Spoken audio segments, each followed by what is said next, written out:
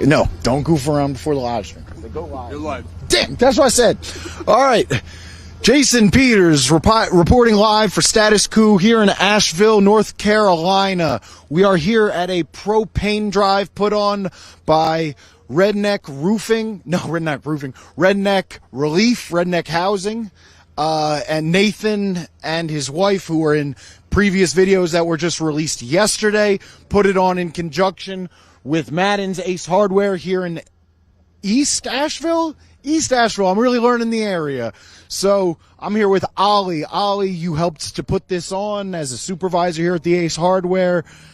First and foremost, you told me you are from Swannanoa, which we've shown. That's where we met Nathan, who put this on. That's an area that's completely devastated, and you were displaced by the storm. Could you please talk about your personal experience before we get into the propane drive? Yeah. Sorry, do I hold it? No, okay, cool. So I live in Swannanoa. Our house was about 30 feet from the bank. And my brother woke me up at like 6:30 in the morning and said the river's in the yard, and I didn't think much of it because, the river gets high, our yard floods. And by like 8:30, it was on our porch. By like 9, it was in our house. There's a lot of panicking involved. We had 3 cats and 3 dogs in the house. It was my parents, my brother, and one of his friends who had evacuated from his house, which was even closer to the river. And the house started tilting. So we put all the animals in my room because it was the driest point in the house. Our neighbors have a giant, massive shed the size of a small house that just floated and hit our house like it was like a paper boat. And then the house started moving.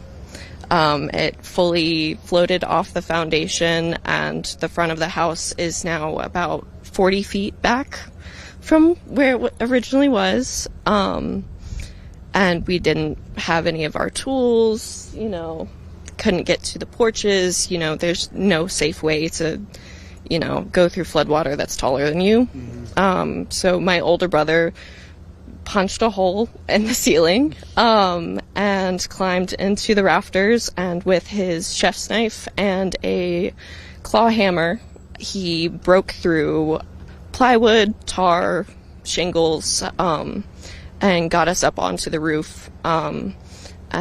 We had to leave our animals in that top right room, just because it was the safest place for them. I can't imagine wrangling 3 cats on a roof. Yeah. So we got up and just waited. I have no idea how long we were up there. We were using the cells on a fan that was on the back of the garage to tell how fast the water was receding. And then search and rescue from Chicago came through our neighborhood in boats. And we, the porch of our roof had collapsed, so we slid down that into what our foundation was, which was now just a giant puddle of floodwater. And they got us back out. My boat popped, which was really fun. Your boat popped? After all of that, yeah. The boat popped? I was like, okay, I'm just gonna die getting saved. This is awesome. Yeah. But we made it up. It's really close to the Ace in Swannanoa, which is where I used to work. And I tried walking over there just to see if anyone had a truck or something. We were trying to find my brother's girlfriend. And I just saw, there were pallets in the road. I broke down on a corner and just cried. Completely reasonable. But, so, that's day one. That's the day it happens. And I assume the house not livable. Yeah, it's gonna have to be demolished. It's just destroyed. So night 1, where did you stay? Where did you sleep? So after the search and rescue guys left, my dad and brother trudged back through 3 feet of silt to get all the animals. We had a cat in a suitcase and dogs, and it was just chaotic. And we took a shuttle to the Ag Center, which took 2 hours because the roads were closed or washed out, or it was just hard to get to. And by the time we got there, they didn't have cots or anything. So we just we posted up with some plastic chairs, and I just slept on the floor, and I don't think anyone else slept much, but... So the days, weeks after that, were you sheltered in a hotel or anything like that with the FEMA aid? So the day after, my grandma drove up from South Carolina to pick us all up, and so we stayed with her for a couple weeks after everything. I think I ended up staying with her for about a month, just because we had applied for aid and everything, and we had friends offering to let us stay with them here, but I didn't have we didn't have cars or housing or anything, so it was just kind of a struggle to piece anything back together. So, grandmothers, now where are you? Where are you being sheltered? I'm living in Black Mountain with my partner. And my parents got rental assistance for a place out in Candler, and now they're in Grovemont, so we're a lot closer, which helps a lot because I am now just neurotic about everything. Every time it rains, I'm like, all right, y'all, we need to grab our own shit bags. We've heard a lot of that there's like a kind of a trauma response to any weather event. We were warned to be sensitive to folks about the snowstorm that came when we first landed, because everyone's just scared of the elements right now. Yeah, it's a lot of bracing. I was here when the snow hit, and I managed to get home, and then I was calling every single person I knew, because after everything happened with the flooding, there was no service. You didn't know who was okay, what had happened, and there was just that panic of needing to know that everyone's okay. So I definitely mother henned a lot and just tried to call everyone I knew just to check. But it is, anytime there's really heavy wind, heavy rain, just pretty much anything, I'll freak out about. So does it feel gratifying at all to know that you went through that and now you're helping in getting people propane and getting people all the assistance they need? During this interview, John, if you could turn around, about $100,000 worth of more stuff that they're giving away has pulled up. Does it feel gratifying knowing that even though this happened to you, you're still able to help others? Yeah, I mean, and it or at least I try to think of it it didn't just happen to me. It's a community, it's states, and millions of people were affected, and there's only so much I can do in my job, but anytime I have a chance, then that's all you can do, is just try to help. And on that note, you have a job. A lot of other people who have been affected by this don't have the ability to work because they're either trapped in a mountain or the place where they work is now closed. You luckily have a stable job that can help kind of build. Yeah, it's very good to have some rhythm and everything. I mean, there are still people living in tents. There are people who don't have housing or don't have a stable way to get clean water. I'm incredibly fortunate in that facet. So really anything that we can do to kind of help people out. We had our grass seed rep drop off 4 pallets of free water to just give out. So we've just had pallets and pallets of water. We had the owner's friend from Florida bring up thousands of dollars of donations. So we've I'm very grateful to work for a company that wants to give back to the community.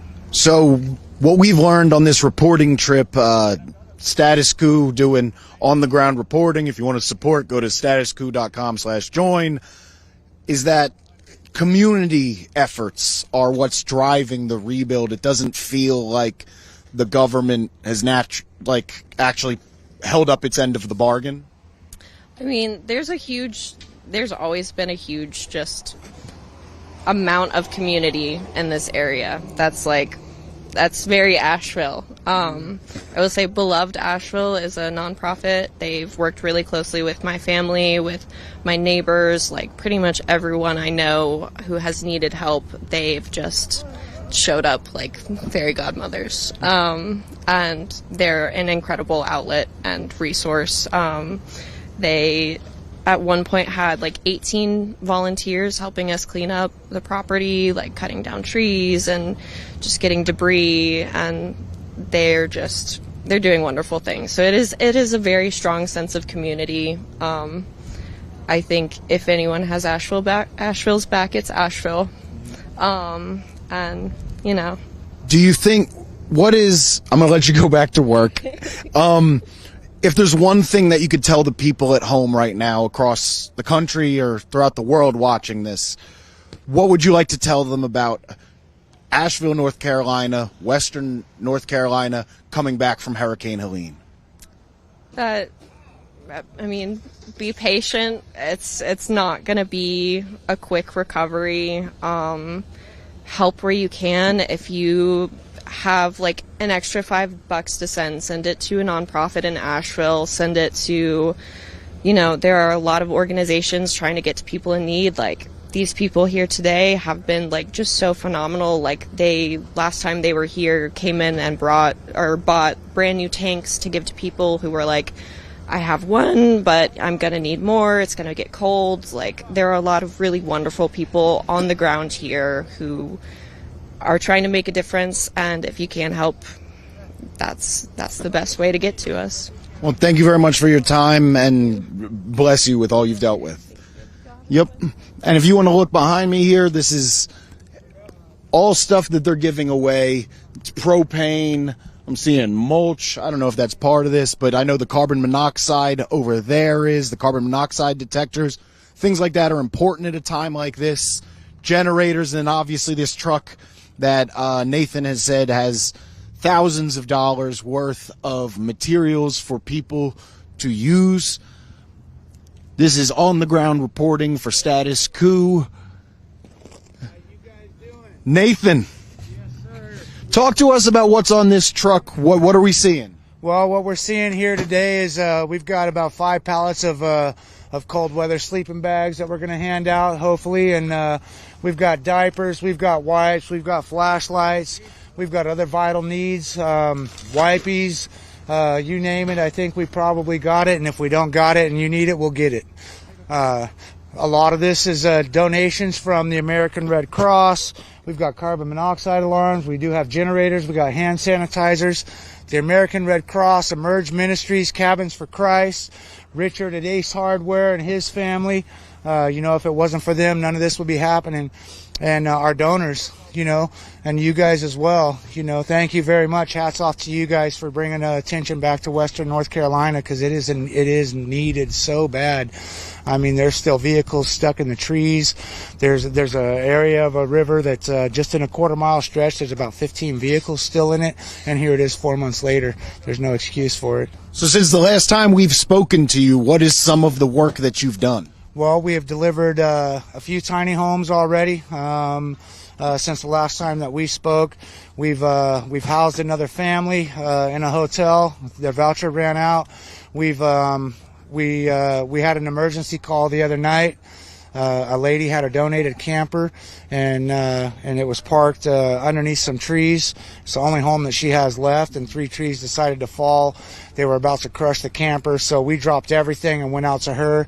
Brought an excavator out there. My good buddy Cody from Cross Country Demolition and Excavation, he brought that out within minutes of me calling him, and we unhooked our trailer, pulled her out of the way, and he just went up there and monstered all those trees to get rid of them and make sure that she was good and safe. We've done a food drive. We've done, I don't know, you name it, we've done it. I got another tiny home delivered this morning. 2 of them delivered yesterday. I think 2 or 3 of them the day before that, right after meeting with you guys. We've also drove down to as far as Morganton, dropping off supplies down there. You know, I mean, we're just doing our best to try to keep people warm. Kristen and I have been working endless hours.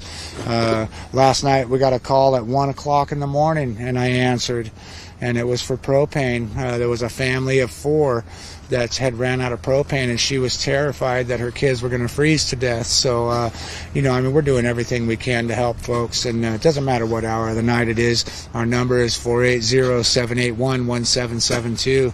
It's redneckhousingrelief.com. You know, you can, there's a links on there where you can request help. You can leave us comments, ask questions, whatever it is that you need to do, you know, and we'll do our best to accommodate, you know. And So you put on this whole drive, propane and all. What goes into that so people can learn? Because these natural disasters are happening more and more often. Knowing how to organize something like this isn't a skill just everyone has. How did you make it happen? Persistence, man. Love, sweat, and tears. You know, joint efforts. There's no I in team.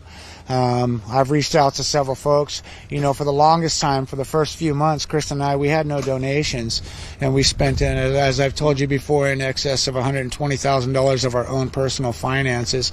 Now that the word's getting out that we're here and we're here to help, we've received some donations from some wonderful people with a lot. I mean, I'm getting calls. I got one call just an hour ago from a lovely woman that wanted to help out, and she made her kind donation, and we're going to use it for heat. I mean, it's networking, it's reaching out to people, getting out in the communities, bringing awareness to the fact that we're doing it. This is our 3rd one now. I think so far after today we're hoping to have given away in total of about $20,000 worth of propane. And like I said, Richard from Ace Hardware here, he's kind of almost matching us dollar for dollar. I mean, he's giving us it at a good price. He's giving back to his community, and we don't ever want to leave that out. I mean, that gentleman, he took a large hit. He lost an entire store worth of stock, and his insurance company is not covering any of it.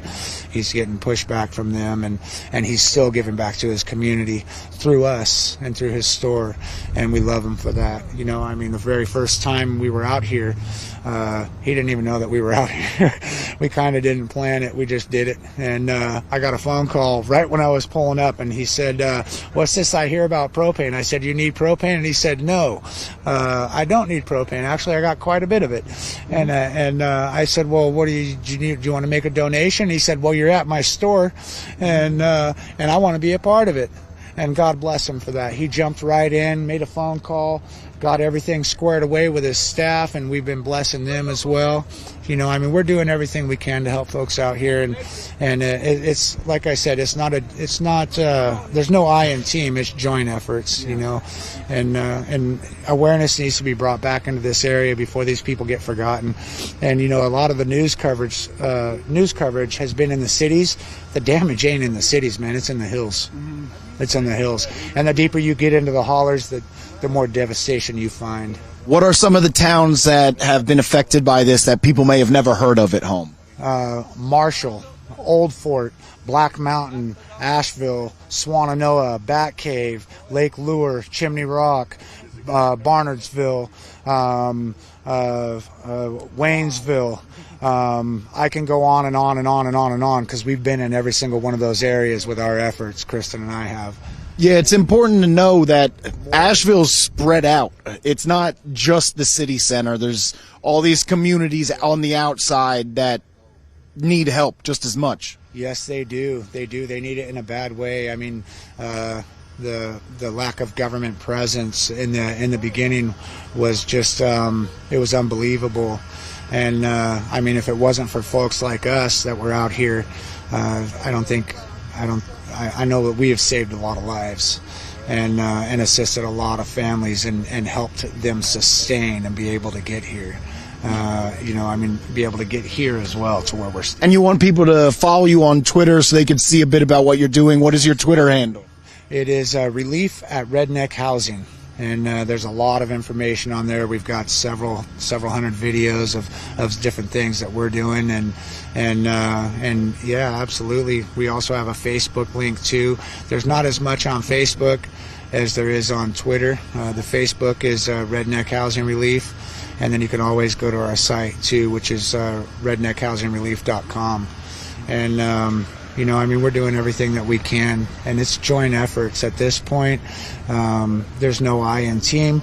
Everybody that is helping us is we are so grateful. So we are live right now. This is live. Everyone watching this live.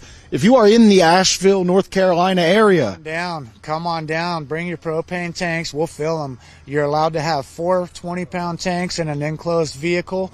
Bring all 4 of them. We'll fill them. We're filling 100-pound tanks as long as they're in a truck. We want to follow the laws, you know, and make sure that everybody stays safe. If you got a 100-pound tank, bring it down. If you got a 40-pound tank, bring them down. You know, we're not turning anybody away. We will fill as many of them as you can legally travel with down here. And we're at 800 Fairview Road in Asheville, North Carolina at Madden's Ace Hardware. And we'd love to see you. We're probably going to end up being here a little later than what it says. So for all of you that are still at work, don't worry, man. If you get off at 4 o'clock, we ain't going nowhere. We'll still be here, and we'll probably end up being here until 8 o'clock tonight when the store closes. So just be safe, travel safely. The roads are still icy. No need to rush. We're not going nowhere. We've got a lot of other items that we're going to hand out too. So, you know, feel free to come on down. If you have a necessity, we'll try to fill it. thank you very much. We're going to try to talk to some people filling up propane. Absolutely. Thank you. We'll be back to you, Nate. And once again, for the people at home, Status Coup doing on-the-ground reporting. If you want to support this, $5 a month, statuscoup.com/join. And shout out to the man behind the camera, John Farina. Shout out to Jordan Sheridan, Colin Tooley as well. Without them, none of this is possible. Keep the camera off them until I get permission. Excuse me. Would you guys like to be interviewed about dealing with Hurricane Helene? We are a news outlet. No? Got it. Thank you. Have a great day. Gracias.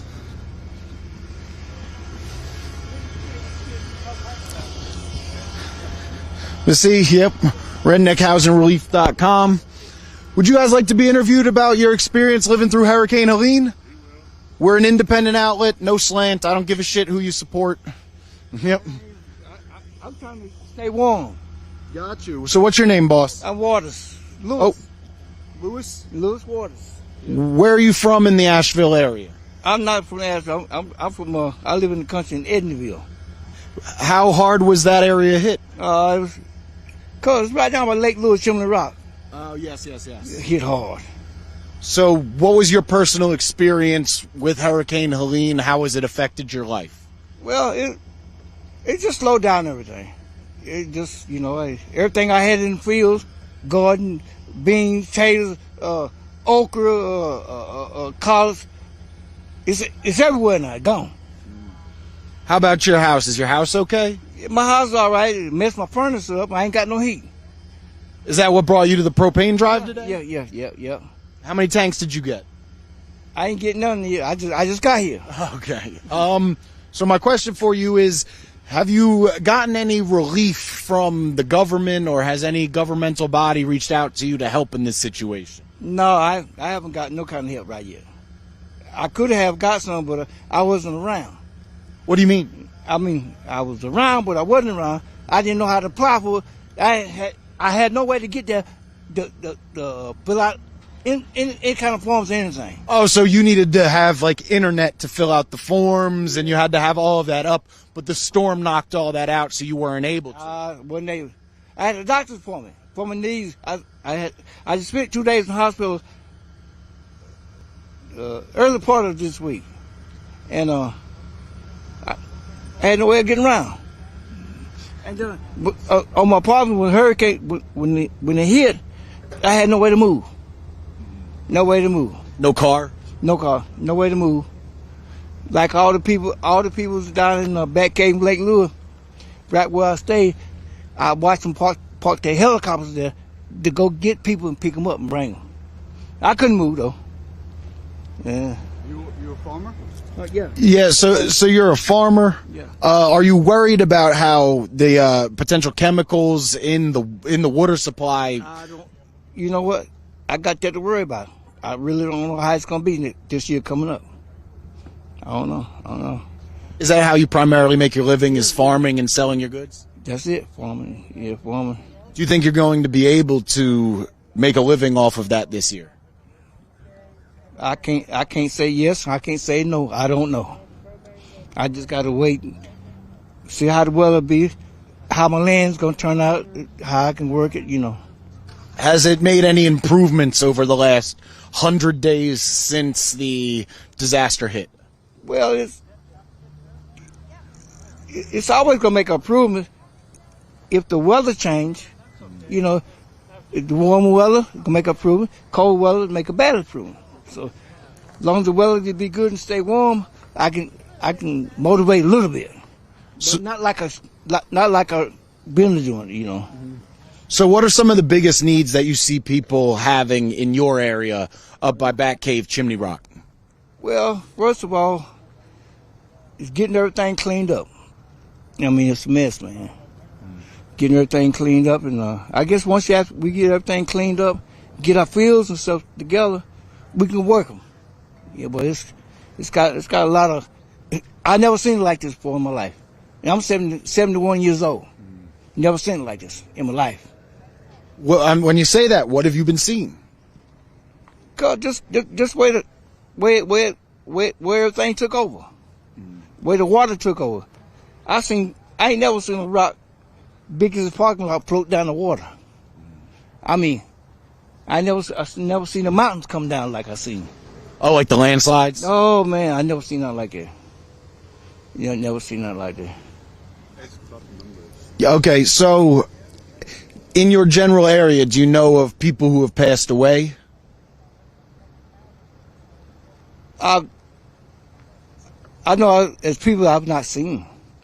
I don't know if they passed away or floated away. I don't know, man. So missing persons. Missing, yeah. So one of the biggest problems or controversies is that North Carolina is saying that only 105 people have died because of Hurricane Helene, and we have found that many people in this area do not believe those numbers. I don't believe them either. It's a lot of people missing, a lot of people gone. I've seen a house half a mile from here float by me. I don't know who in the house. It's terrible, man. What are some of the primary needs that you have? Have you been getting most of your help from community-based groups? Community-based, places where they got free this and free that. I go there, now my furnace went out in the house. I ain't got no oil, and then the furnace motor it don't went out. It's And you have no car? No car. How'd you get here? I got here with my friend. Gotcha.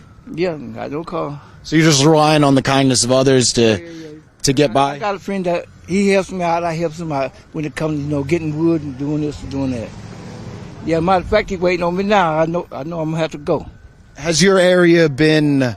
Do you feel like your area, Lake Lure, Batcave, has gotten less help than in Asheville proper? No, I can't say it. I don't know, but I know it's improving. That's good to hear. Yeah, it's gonna got better. Than, at least you can go up and down the road now, and they clean out everything. Whoever's doing it, they're doing a good job. It's great to hear. Yeah, man, they're doing a good job. It look a whole lot better. It'll never be the same though. It just look a whole lot better. You can travel through and ride through now. Is there anything that you think the people at home should know about Hurricane Helene and the 100 days since? I don't think I'd say you just gotta look at it, and the pictures and the stories of it. It don't tell no story. I've never seen nothing like this before in my life. Yeah, it's much different when you see it with your eyes in person than when you see pictures of it. Because we've all seen debris and pictures of debris, Katrina, CNN, all that. But once you actually see it in person, it's a very different feeling. It's a whole lot different. You think you don't know how nobody survived it. I'm telling you, I know. I've been here 71 years. 71 years. I ain't never seen nothing like this in my life. What do you think about the media's coverage of it? Yeah. What do you think about the media's coverage of it? Doing a good job. Doing a good job. All right. Not us. I mean, Not us, other media. local media. Yeah, I'm telling you, the people that's been helping out and do everything, they doing a hell of a job. Yeah. They clean. You seem very grateful for all the work going into the rebuild. Yes, sir. Yes, sir. It's coming along. Good. You have a great outlook on life. Oh man, hope I can be here another 71 years. Me too, brother. Thank you very much for your time, man. Go get you some propane. Stay warm. Yeah, I'm gonna do that. Y'all have a good day. Thank you. And do you not have a tank? No, she gonna give me that. I was to say, yeah. Make sure you talk to Nathan and them. Then get yourself a tank. Right. That's what I'm doing. That ain't no problem. StatusCoup.com/join. My name's Jason Peters. We are in East Asheville, North Carolina, reporting from a propane drive. People keep coming up, parking, filling their tanks, getting the help from the Red Cross and Redneck Housing Relief. And we have seen a lot, and we've talked to a lot of people. It's been really amazing to see the amount of grassroots groups, whether it be Redneck Housing Relief, Hell or High Water, Operation Rising Sun. It's all grassroots. We haven't had the opportunity to speak to anyone from FEMA. We haven't had the opportunity. We haven't even bumped into anyone from FEMA. We saw one FEMA trailer. I walked up to it, got an email address, emailed them, called them. Nothing ever came of it. It has been really amazing to see the amount of grassroots work that has gone into trying to get people back onto their feet here in Asheville and the greater Asheville area. Got 1 second, please. Because we have a woman named Autumn coming to meet us here who's been battling with FEMA to try to get housing and temporary housing for all sorts of people. I'll go see if I could talk to this man. StatusCoup.com/join. Become a member. Support on the ground journalism. I'm going to go see. Would you be interested in being interviewed about living through Hurricane Helene? We're an independent news outlet. We're very kind. Yeah, yeah. Can I check on the propane first? Yeah, there's plenty of propane. We know the people running it. There's plenty of propane.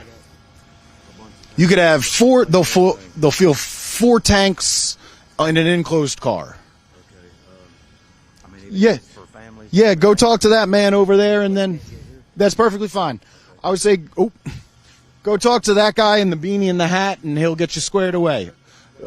Yeah, white T-shirt right over there. He's the guy. And then come talk to us. 1 sec.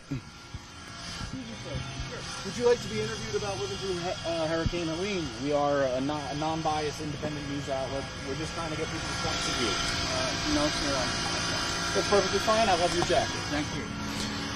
Yep, people, we have found that in Western North Carolina, much like the rest of America, there's a great deal of pride, and people do not want to be seen accepting stuff. It's a shot to the ego to lose everything and to have to rely on free shit, pardon my French, because the stigma around accepting help in America is vicious and brutal because of the powers of capitalism. And yeah, it's welfare queens, people you don't want to take welfare, blah blah blah, when in reality, when you're in a situation like this, you need propane. I don't care how nice your jacket is, go get the propane.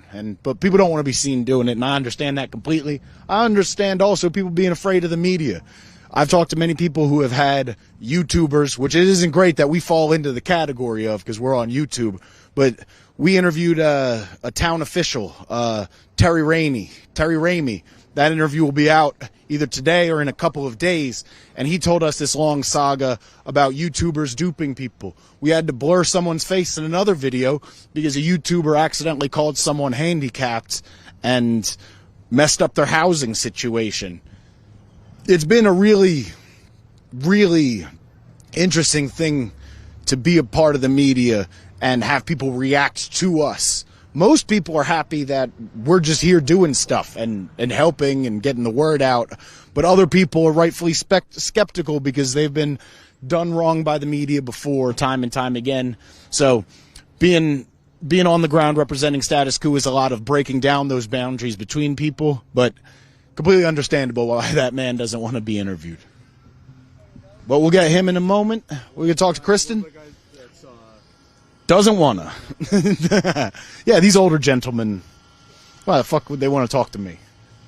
It's because I'm from Status Coup. Join a member. Become a member.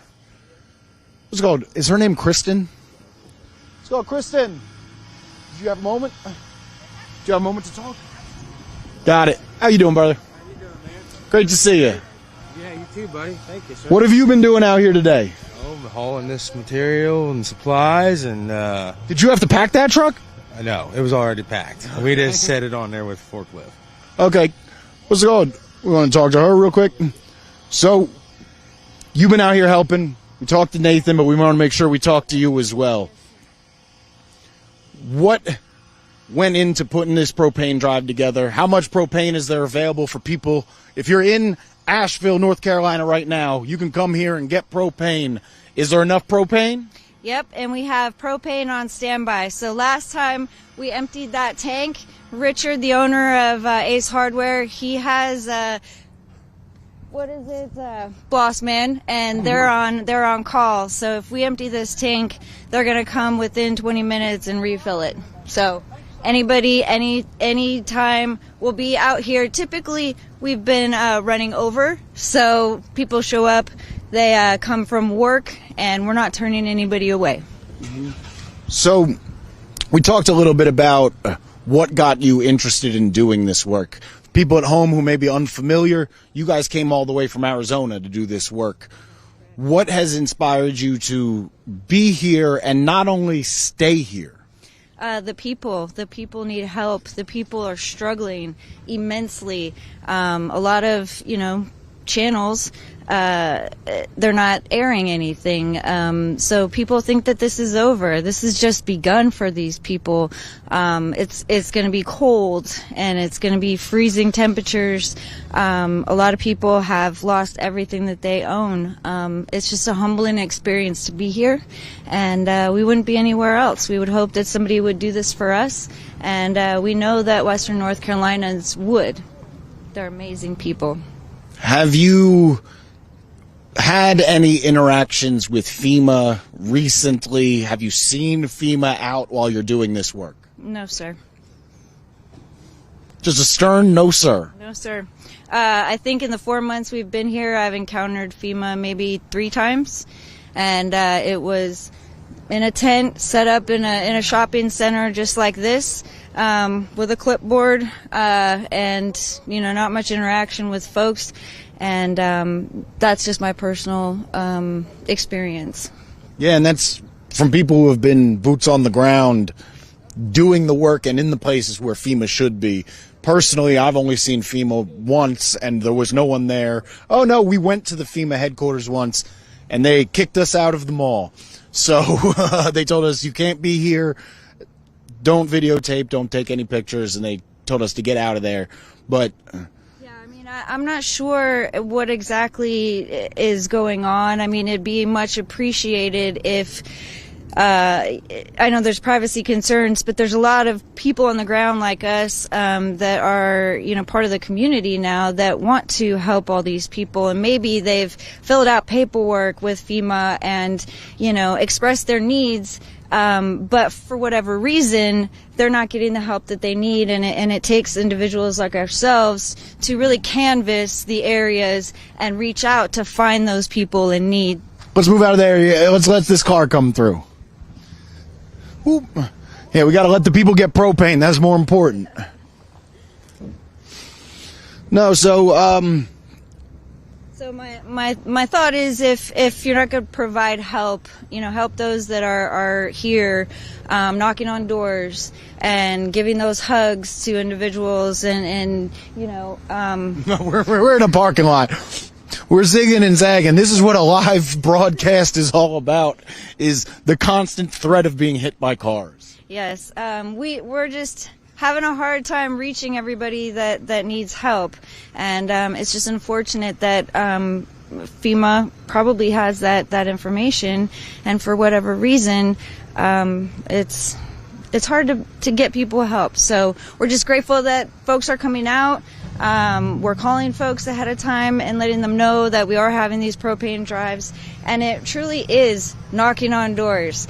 and talking to every single person that crosses your path, and making those connections and having those interactions that are spreading that hope more so than filling out a piece of paper or going online and filling out an application. So a lot of people aren't even a lot of people aren't even in the rebuilding stages. They're still in survival mode. Can you talk about that? Absolutely. So there's a lot of organizations that have come in, Cabins for Christ and others that have done a great job of the rebuilding phase. But you're absolutely right. It seems like folks are moving ahead of the horse for now, and there's still so many people that don't have the basic needs like pots and pans, like pillows and blankets. And we've seen that a lot of organizations are kind of switching their game plan and closing their warehouses. It's unfortunate. One of the things, you guys were the first people we interviewed on this trip, and since then we've learned a lot. And one of the most telling things that even you guys talked to us off camera about was the state's death toll. The state's death toll is locked at 105. And it doesn't go up every day. It was 105 when I got here, and it's 105 today. So allegedly no one died. It's been 105 for the last 3 months, I think, if I'm not mistaken. Do you believe those numbers? No, I do not. No, I do not. There's just a lot of people that live in very remote areas, and they're elder, and they might not have, a long, lengthy family that they're in contact with. So there are a lot of unforgotten folks, for sure. Yeah, the homeless population in Asheville is something we've heard a lot about, that they seem to be just wiped off the map. Yeah, and when you don't have any paperwork, when all your prized possessions, your driver's license, your social security cards, everything that you have washed down the river, it's hard to know that that some folks are out there. So when we first started this interview, you talked about media attention on this. I don't know how much TV you get to watch while you're out doing all this work, but have you noticed any differences or discrepancies in the coverage of Asheville and Los Angeles? Yeah, I think that the local news here, there's still a lot of coverage as far as, the organizations that are coming in, and providing the campers and the tiny homes and everything like that. Obviously, whenever there's something, that comes and interrupts the focus off of Western North Carolina, like, the fires, which are very unfortunate, these folks are going to, they're going to suffer even more, and it's just a sad thing, because this was the storm of a century. They hadn't seen anything like this for about 100 years. 1916 or 1906, either one of those. Something like that. And so to be 4 months into this and having people still perish because of it, it just breaks your heart, because there's just a lot more than our community can do, our government can do, news channels. We need to keep the spotlight on these people. Is there anything else that you think the people at home should know about Hurricane Helene relief? It's here, and it's Grassroots. There's a lot of charities, there's a lot of churches, there's unfortunately not a lot of government. Yeah. Well, thank you so much. We appreciate everything you're doing, and we appreciate you talking to us. Yeah, get back to your important work.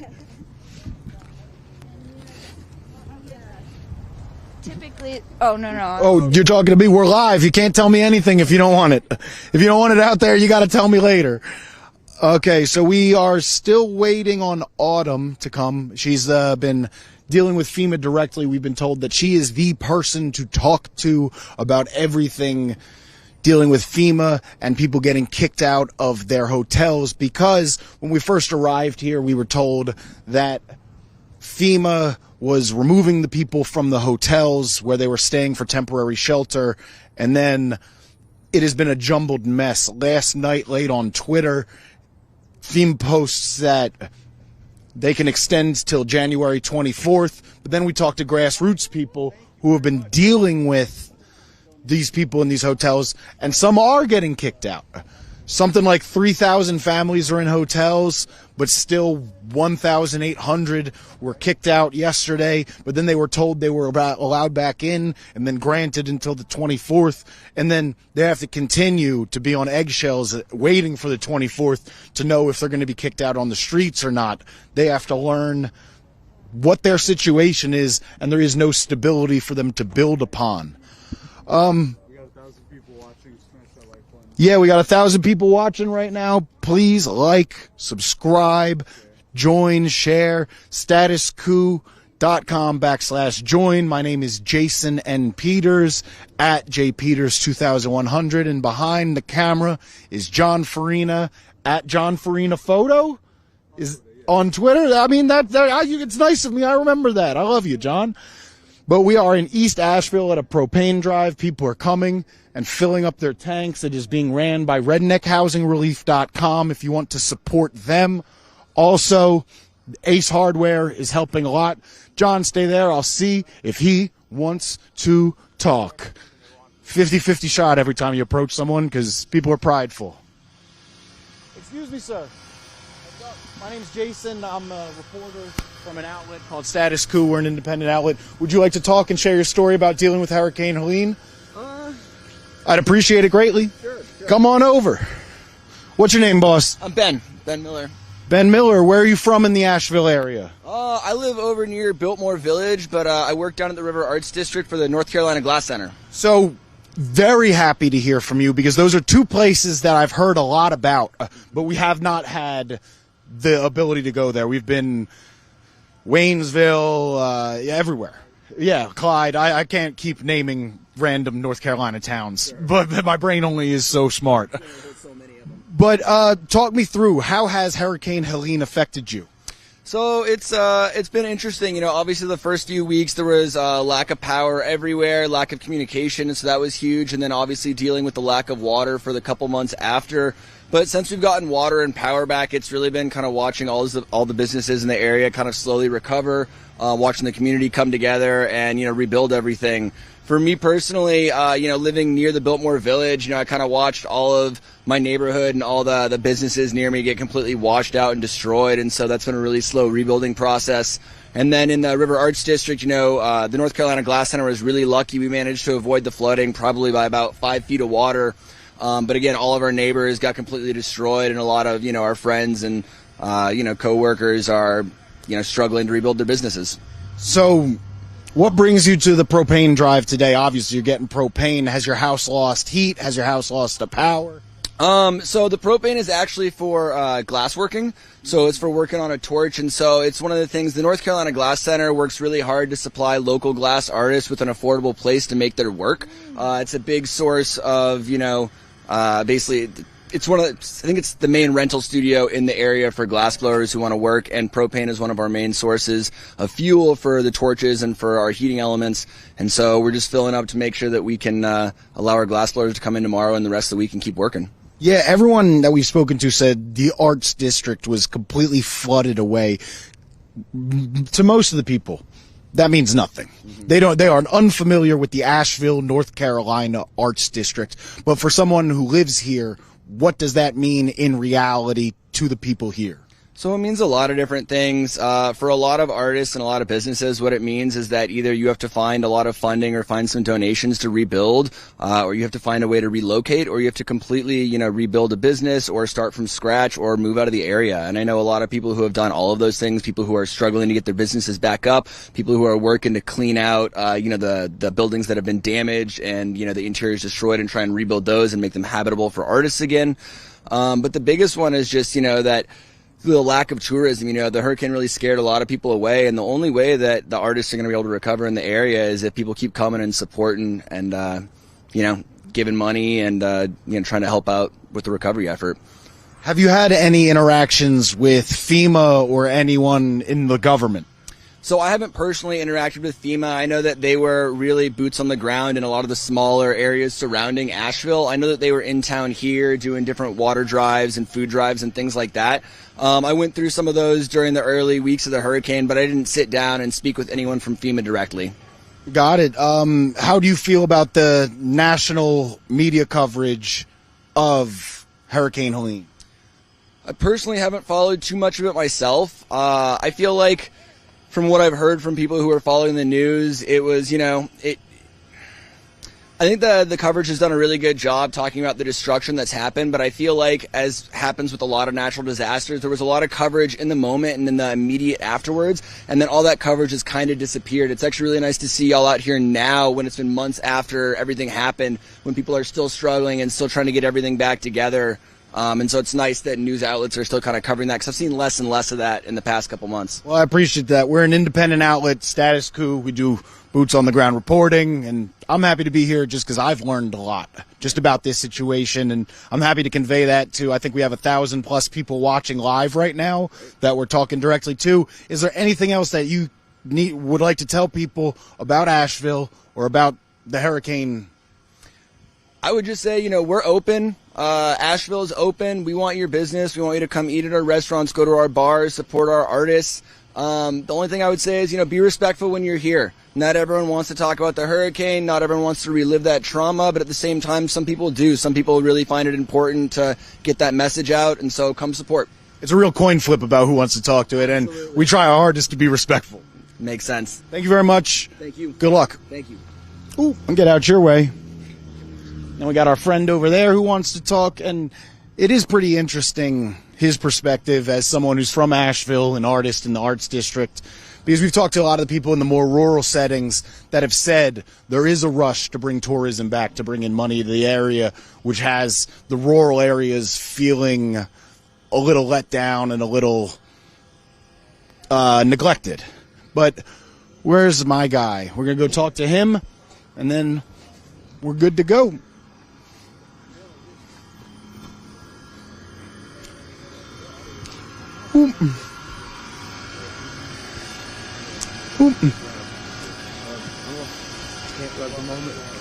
Got it. Take your time. We'll talk to you in just one moment. Am I allowed to take a phone call on live?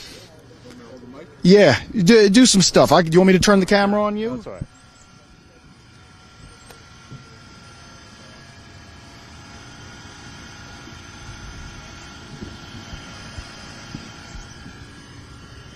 Smash that like button. Make sure you share this live stream. Any other videos, interviews that we post, make sure you share it, get it out there.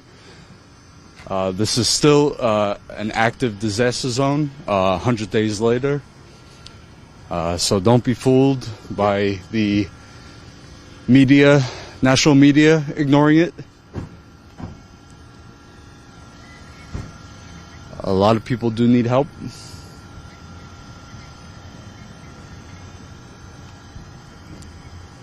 Like Jason was saying, we are waiting on somebody to come talk to us who was dealing with FEMA for some time.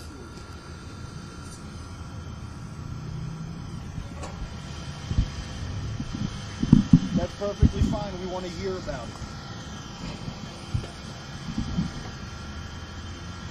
it. All right, see you in 10:15. Bye.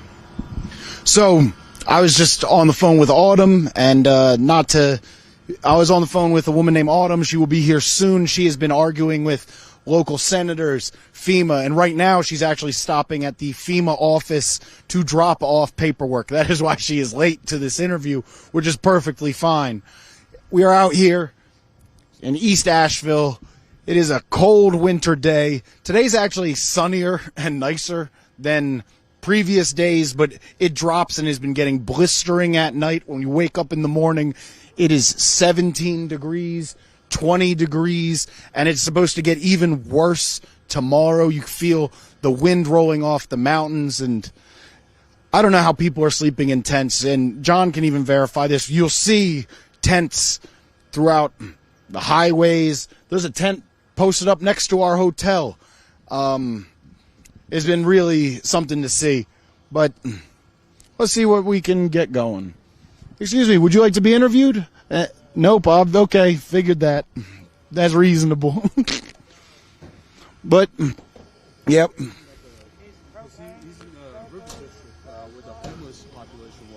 Oh, yes. Do you have one more moment for a question?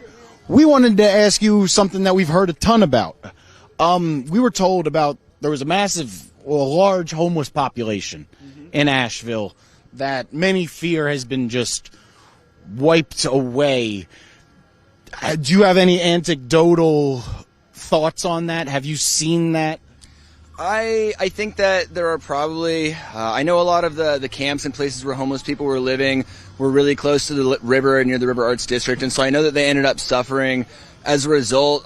It's my hope, and I think from what I understand, my belief, that most of them ended up moving to higher ground. So while I think they're all trying to figure out how to relocate and how to rebuild whatever encampments they have, I don't think that they've been wiped away, and I don't think they're gone. So I think they're still a big part of the community here, and I think they're going to rebuild just like everybody else. And give it 3-4 years, and you'll start seeing everyone out and about like they will. That's the most optimistic take on that I've heard thus far.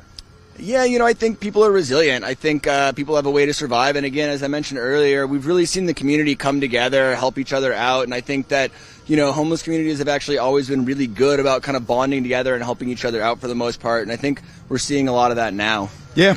A lot of people are skeptical about the numbers that Yeah, a lot of people are skeptical about the 105 death toll number, Hurricane Helene in North Carolina. Obviously I don't work for the government and I didn't go fish any dead bodies out, but I have to imagine that, even homeless people have connections, have relatives and things like that. And so I have to imagine that if more of these people were just disappearing, more people would be, hey, where's my so-and-so, my relative, my cousin, this and this. I don't think that these people are just forgotten people. That's incredibly optimistic, and I appreciate your attitude, Thank you. Yeah, but you can go. Yeah, thank you. No, that was a good question. That we've been hearing about the Arts District and the homeless from everyone. So thank you. So where did our guy go? Is He's in there. He's carrying the propane there.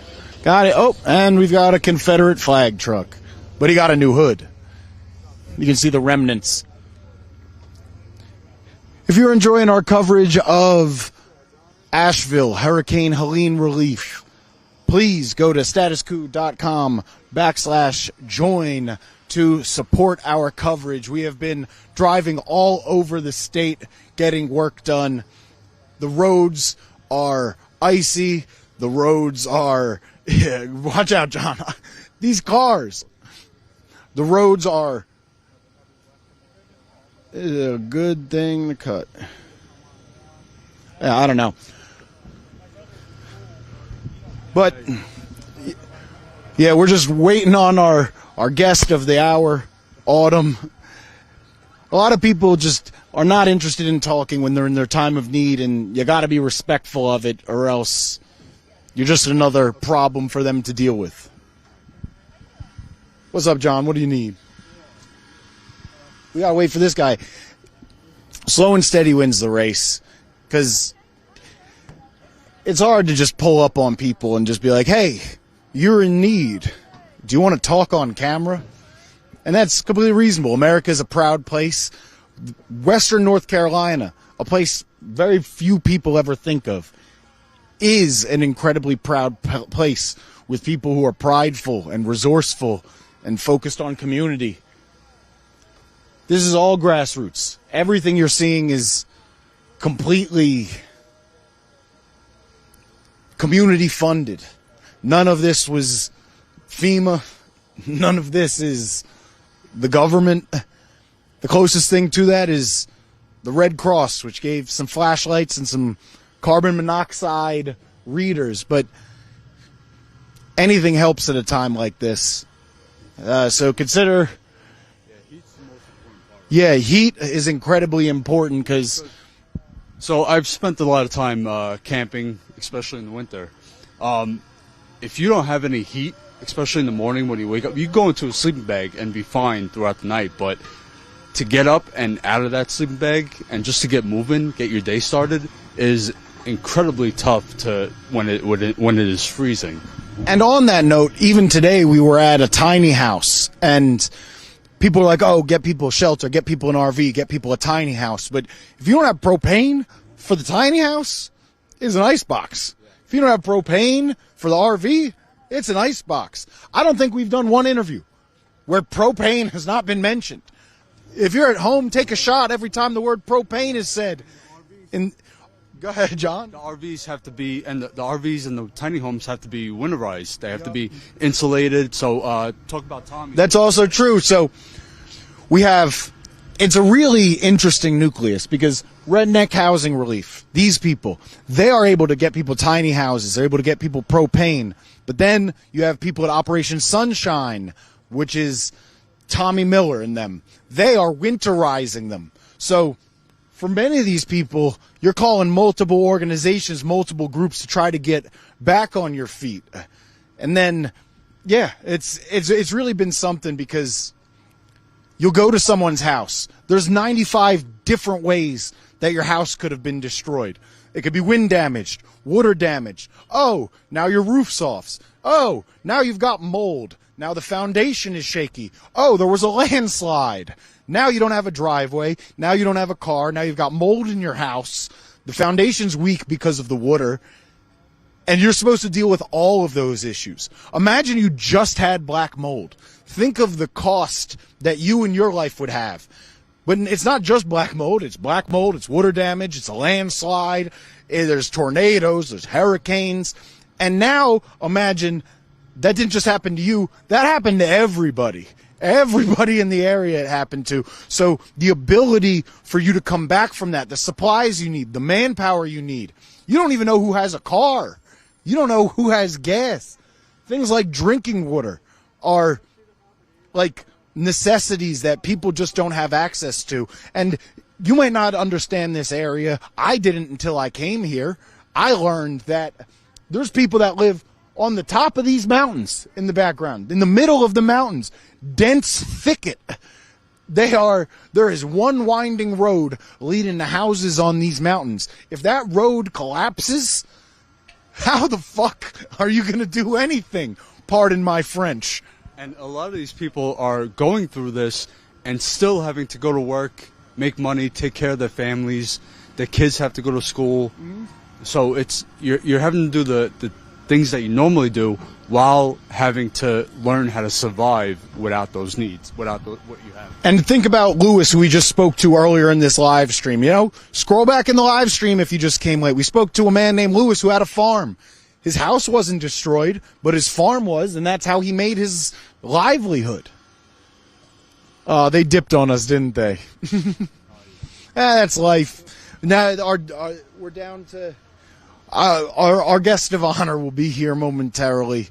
Autumn will be here to talk about her dealings with senators and trying to get people housed and her fights with FEMA. She's going to be here in just a couple minutes because I was just on the phone with her asking why she's late, and she's late because she's got a million goddamn things to do. Media can't be her priority, and I understand that completely because when you're in a disaster and the things you're doing can save lives and you're meeting the people whose lives you're attempting to save, it's hard to prioritize anything else. But let's take a walk. I'll ask this guy if he wants to talk. Give me a moment. Excuse me, please. Excuse me. Would you be interested in talking to the media at all and sharing your story about hurricane relief? We are an independent outlet. I have no slant. I just want to talk to people about what they've dealt with to try to get the word out to the American public. I'd rather not. Perfectly fine, thank you. I've got a privacy thing. No, it's perfectly fine. I understand you having privacy thing. We're in the South, baby. Yee-haw. StatusCoup.com/join. Oh yeah, you turned the wrong way to find me. I went behind you. Hi. All right, give me one moment. Yes. Yes. Yes, you did. Yes, you did. Yes, you did. Yes, that is correct. Okay, go Would ahead. you be interested in being interviewed about the hurricane and hurricane relief? Oh, I'd rather not. That's perfectly fine. Okay. You look so beautiful. That's why I did it. That's why I asked. You look so nice. I had to ask. Yeah, no. People do not want to talk, and it's reasonable. Because, you know, I wouldn't. Actually, I would. That's why I have this job. But we're going to check one more moment on our guest. She said 15 minutes, 13 minutes ago, so we're getting closer. Would you like to be interviewed, sir? I believe it. Thank you very much. Yeah, would you even... Excuse me, would you like to be interviewed about hurricane relief? Would you like to be interviewed about Hurricane Helene? God bless you. I don't even believe in God. But, you know, a day like this will make you believe in God. So, StatusCoup.com/join. My name is Jason N. Peters. Behind the camera is John Farina. Our guest, 8 minutes. I'm going to die. 8 minutes. So we have 8 minutes till our guest comes. And, yeah, that's life. What if I said please? Come on, you're so handsome. Are you live right now? Yeah, we're live right now. Okay. Yeah, hop right in. What's your name, boss? I'm Ricky Banks. I live in Swananoa. Swananoa, one of the hardest hit areas from Hurricane Helene. Yes, it is. Could you speak about what your personal experience was? Have you lost anything? Well, my family members lost everything. They were right there across from the old school, and they lost the house, the trailers. My uncle's the one that had the Corvette in the middle of the 70s. Danny, that's my uncle. So what has the rebuilding process been? What steps have been taken forward, and has FEMA helped? I don't think FEMA's helped, but he's just now got power put in a pole there, and he's staying in campers right now. Staying in campers. Were the campers donated, or did you go out and get them? Donated. Do you know by who? Was it an organization? I think it was, but I'm not sure. What are the necessary steps forward for the greater Asheville, Swananoa area? I guess we're just going to rebuild. That's what we'll have to do. I'm not 100% on that, but they are. How much has your life changed since the hurricane? A lot. It's everybody's a lot closer now than we used to be. Real community focus? Yes, 100%. Well, I mean, yeah. How has your day-to-day changed? Are you out assisting your neighbors, out working with the community, or? I mainly stay at home. I don't go with people that much, but I do. I got friends at the breakfast shop, and I go see people, and I visit family and everything that's been affected. Have you seen any discrepancies in media coverage of this disaster compared to, like, say, Los Angeles? Everybody's in tragic right now. I mean, even a fire or a flood, it's pretty crazy. And the only thing we do is pray to God and help us, you know. Is there anything that you think the American public should know about Asheville or Hurricane Helene that they may not know? This is your opportunity. Everybody comes to Asheville. It's no big secret. It's beautiful here, and this is just something we got to go through. It floods here all the time. It's just this is the first time they ever built a dam, so if it got too much water, it would move a pillar, and you couldn't close it. That's something Asheville needs to fix. They need to put a spillway back in there. That's what I had heard about. There was something about, like, they had to release water. It was a concrete pillar, and they did it on purpose because where the dam is made, that if it got over pool, that block would move, and it wouldn't stop. And I think they did this 4 years ago when they built the dam. They knew this was going to happen, and it did happen. And this is the aftermath. And I think if they had the floodgates, this would have never happened. They could have controlled the water coming in and out of that dam. So it was like an infrastructure problem set 4 years. Dams around here are old. They need to be tore down and rebuilt. Thank you. No one has talked about the dams. You've seen Lake Lure's dam is 1950s or 1940s, and it's holding all Lake Lure up. It needs to be tore down and start over. Because I drove across it on a motorcycle, and you can see holes in the road all the way down. They say it's sound, but it's old. It needs to. Anything over 50 years old needs to be tore down. Look at them lakes that's busting all over up north. Old.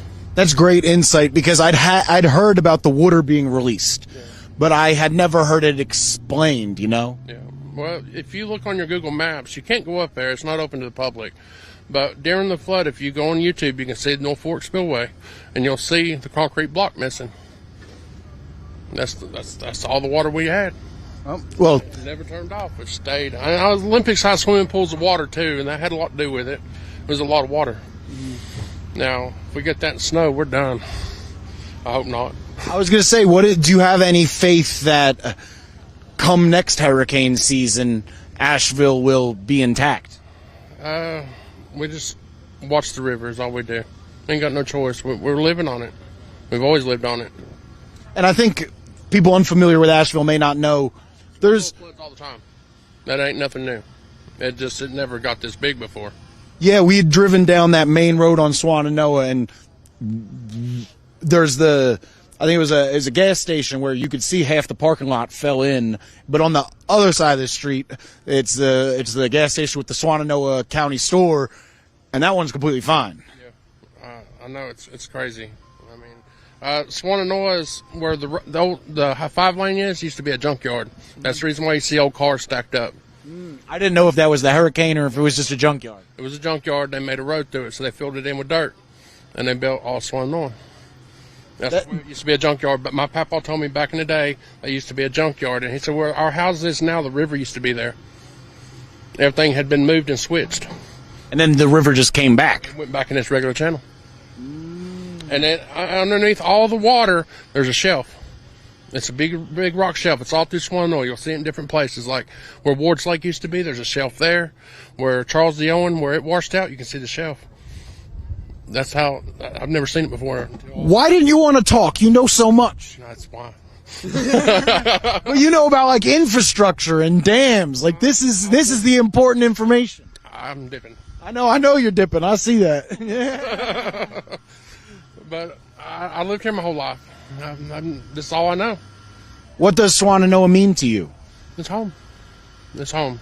And everybody in it is home. And family. Have you lost anyone you know? Have you lost people? My grandpa passed away during this. He was in his 80s, and I know that he said he didn't want to have to rebuild another flood, and he passed away during it. He had something happened to his lungs, and it's just crazy. Well, I'm incredibly sorry for your loss. I know it's a lot to deal with. My family's going to be watching this. This on YouTube? Yep. Okay. StatusCoup.com /join, but we're Status Coup on YouTube. Every time I say Status Coup, it just says .com /join. It's just a tick of mine. But in North Carolina, the death toll has been reported at 105 for the total disaster throughout the state, throughout Hurricane Helene. Is that a number you find realistic? I'm not sure. I don't keep up with it. I just know there for a long time they were digging bodies up, and you can smell it. And one of my friends that had perished, him and his wife died in it, and we called him the Black Leprechaun. He's a little black guy. He's a Vietnam vet. He's my buddy, and he died in it. Him and his wife did.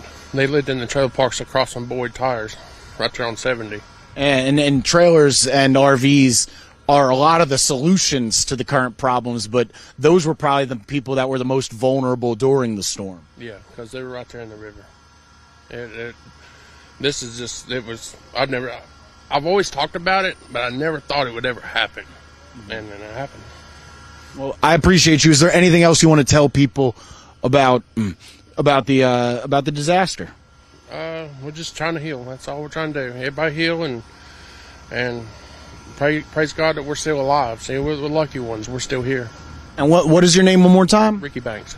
Ricky Banks, thank you so much for your perspective. And that was fantastic, telling me about the dams. I don't know nothing about dams, but you do, and you're a damn good man, Ricky Banks. We need to get the GoFundMe. Somebody's asking about The GoFundMe. Go to redneckhousingrelief.com. There's a GoFundMe. I'll go run to Nathan real quick. Or Kristen, what's the GoFundMe? Do you have a GoFundMe? The people, the live people at home want to know. They're commenting. We do not have a GoFundMe. We have a donate button on our website, which is redneckhousingrelief.com, and you can donate an RV. You can donate through PayPal. That's the way to get to us. You can also call us anytime, 480-781-1772, and we do have a Get Help on there as well. It's not an application. There's no, it's just a simple form. Tell us about your situation, because we want to reach everybody. Yeah, so if you're in Asheville and you need help, come here, get some propane. Come here, get some essentials. If you're in Asheville, greater Western North Carolina area, and you need help, go to redneckhousingrelief.com and apply. No hurdles. We don't even say apply. There's no application, so it's approved. You're approved. Like a bad deal on a used car. Yeah. You're approved before you even come on the lot. Absolutely. And redneckhousingrelief.com, you guys are a nonprofit. We are a nonprofit, 501c3, fully vetted with the government, and we take pictures of all of the interactions that we have when we are giving our donations out, live video feeds. We post receipts. We are completely transparent. So if you have any question about, or any qualms about where your money is going, we will personally thank you. Once we see your donation, it'll be posted, and in some instance, we've actually contacted folks to say, would you mind if your donation was used for a heater or for, flooring for a family of 5, whatever the case may be. So complete transparency. You will always know where your donation went, and your donations will help everybody, and we really need those to come in, so thank you. And they are people you can trust, at least for my personal vantage point. I do not speak for the company, but I can say that just this morning, me and John went to a Cherokee man's tiny home provided by you guys, George. Our video with George will be out later this week, but could you tell people about what you did for George? George was an amazing a gentleman. He was he didn't lose his house, but he got tremendous damage inside his house, black molds, very, very unsafe conditions for any human. He's got 2 grandkids, and that's a commendable man. He's taking care of his grandkids, all on top of this. So he's lost his car. I think he's potentially lost his income source of survival there. So beautiful grandkids. I think there were 14 and 11, and it just an amazing man. And it's just a tribute to all those folks that they've lost a tremendous amount, and they're still looking out for their families. You see folks here that are filling up propane tanks, bringing their neighbors' propane tanks, their 93-year-old mother's propane tanks. So everybody's taking care of everybody, and George is just a phenomenal testament to that. So we were very gracious and happy to bless him with those 2 tiny homes so that his grandkids could be home with him. And some, rebuilding of normalcy is what we strive for. So to anyone looking to help, redneckhousingrelief.com. Absolutely. You can donate, and you can come down here. We have propane drives. If you have hands, you want to help build, you want to distribute supplies, you want to meet some people, your local neighbors, you want to come out here, hang out, and have some fun with us. It's been amazing to connect with people. So whatever you got, prayers, send them our way. You want to show up, contact us, 480-781-1772, and we'll put you to work. And they're trustworthy people because they be giving out their phone number like no one I've ever seen before. That phone rings off the hook. Yeah. Well, thank you. Answer every one of them. I think our guest is here. Autumn? Come on in, Autumn. We are live. Just know we are live. How many people are watching? Do we know? Over 1,000 people watching live right now, Autumn. Hello, everybody. So, I don't even know how to introduce you other than you are someone I've been told I need to talk to because you have been in an ongoing, you've been like the resident politician arguer. You are the one I've been told is dealing with senators and FEMA, and speak on that. So yeah, my name is Autumn Mullins. I'm the founder of United Appalachia. We are a very small, in the process of filing our final paperwork for our nonprofit. We've been here since day 2 of the storm, and I'm also a longtime resident of Western North Carolina. I'm born and raised here. So just to explain what's going on, we worked really hard to get this extension for these families with FEMA. Reel it in. What extension? What is the situation you're talking about? So, yeah. This is a national, international audience. They don't know about the what's been going on. So tell them what's been going on, and as well as what you've been doing. Okay. So FEMA does this program for displaced families from the Hurricane Helene that happened back on September 27th, 2024. It is called a TSA temporary housing voucher. These families are being housed in these hotels as they essentially rebuild their lives. We have been fighting tooth and nail every extension to get them to extend longer than 2 weeks period time, or these families are going to have nowhere to go. The issue with that we're finding with FEMA now is we've got FEMA saying that the only people being on the street is people who have habitable homes or ones who have voluntarily left the program. But we have families who've come up to us from these hotels that are saying, actually, I don't have a habitable home. It's filled with mold. FEMA has not done an inspection like they said they would. And they are basically kicking us out in the street, and we have nowhere safe to go. FEMA is saying nobody is going to be houseless. No one's going to be on the street. And that is actually incorrect information. We fought really hard over the weekend to get an extension until yesterday. Because it was supposed to end on Sunday, correct? It was supposed to end on Saturday. Some of them were ending on Friday. We got an extension until the 14th, which I think is today. Yeah. Then we went on to the next rounds of getting another extension at least through the cold, harsh weather that we're dealing with. We've not seen this kind of weather in over 30 years, and our homeless population has exploded since 2020, and the city of Asheville and Buncombe County has not done anything to provide more shelter. So you tap that information with Hurricane Helene, and our homeless population has quadrupled.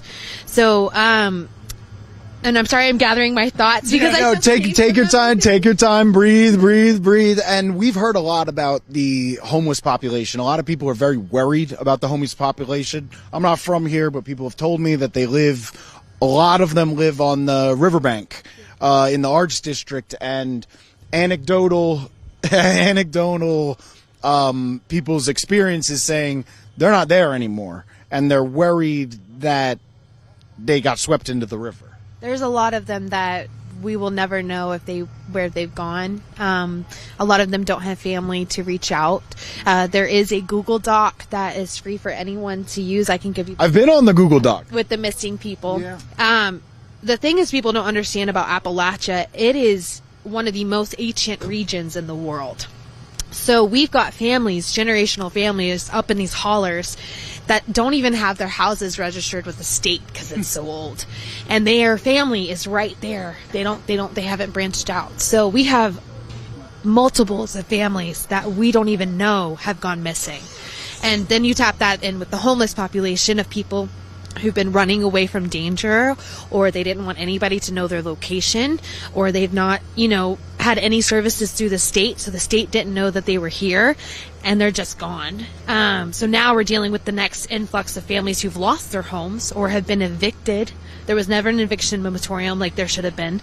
There was no eviction moratorium? Eviction moratorium, and I even lost my job. So, people have been getting evicted left and right. I'm getting evicted right now. So that's a whole nother story. Is it? It seems like the same story. It's all the same story as there's no jobs. People are getting evicted. People don't have cars. They don't have phones. They don't have they don't have any way to rebuild their life. And we're literally having to wait by FEMA for the day of the extensions expiring to say, oh, well, we're going to extend it one more time. But the issue right now is that they told us they were going to have a blanket extension yesterday. We had that on a congressional hearing, on a call, that they were going to announce at 11 a.m.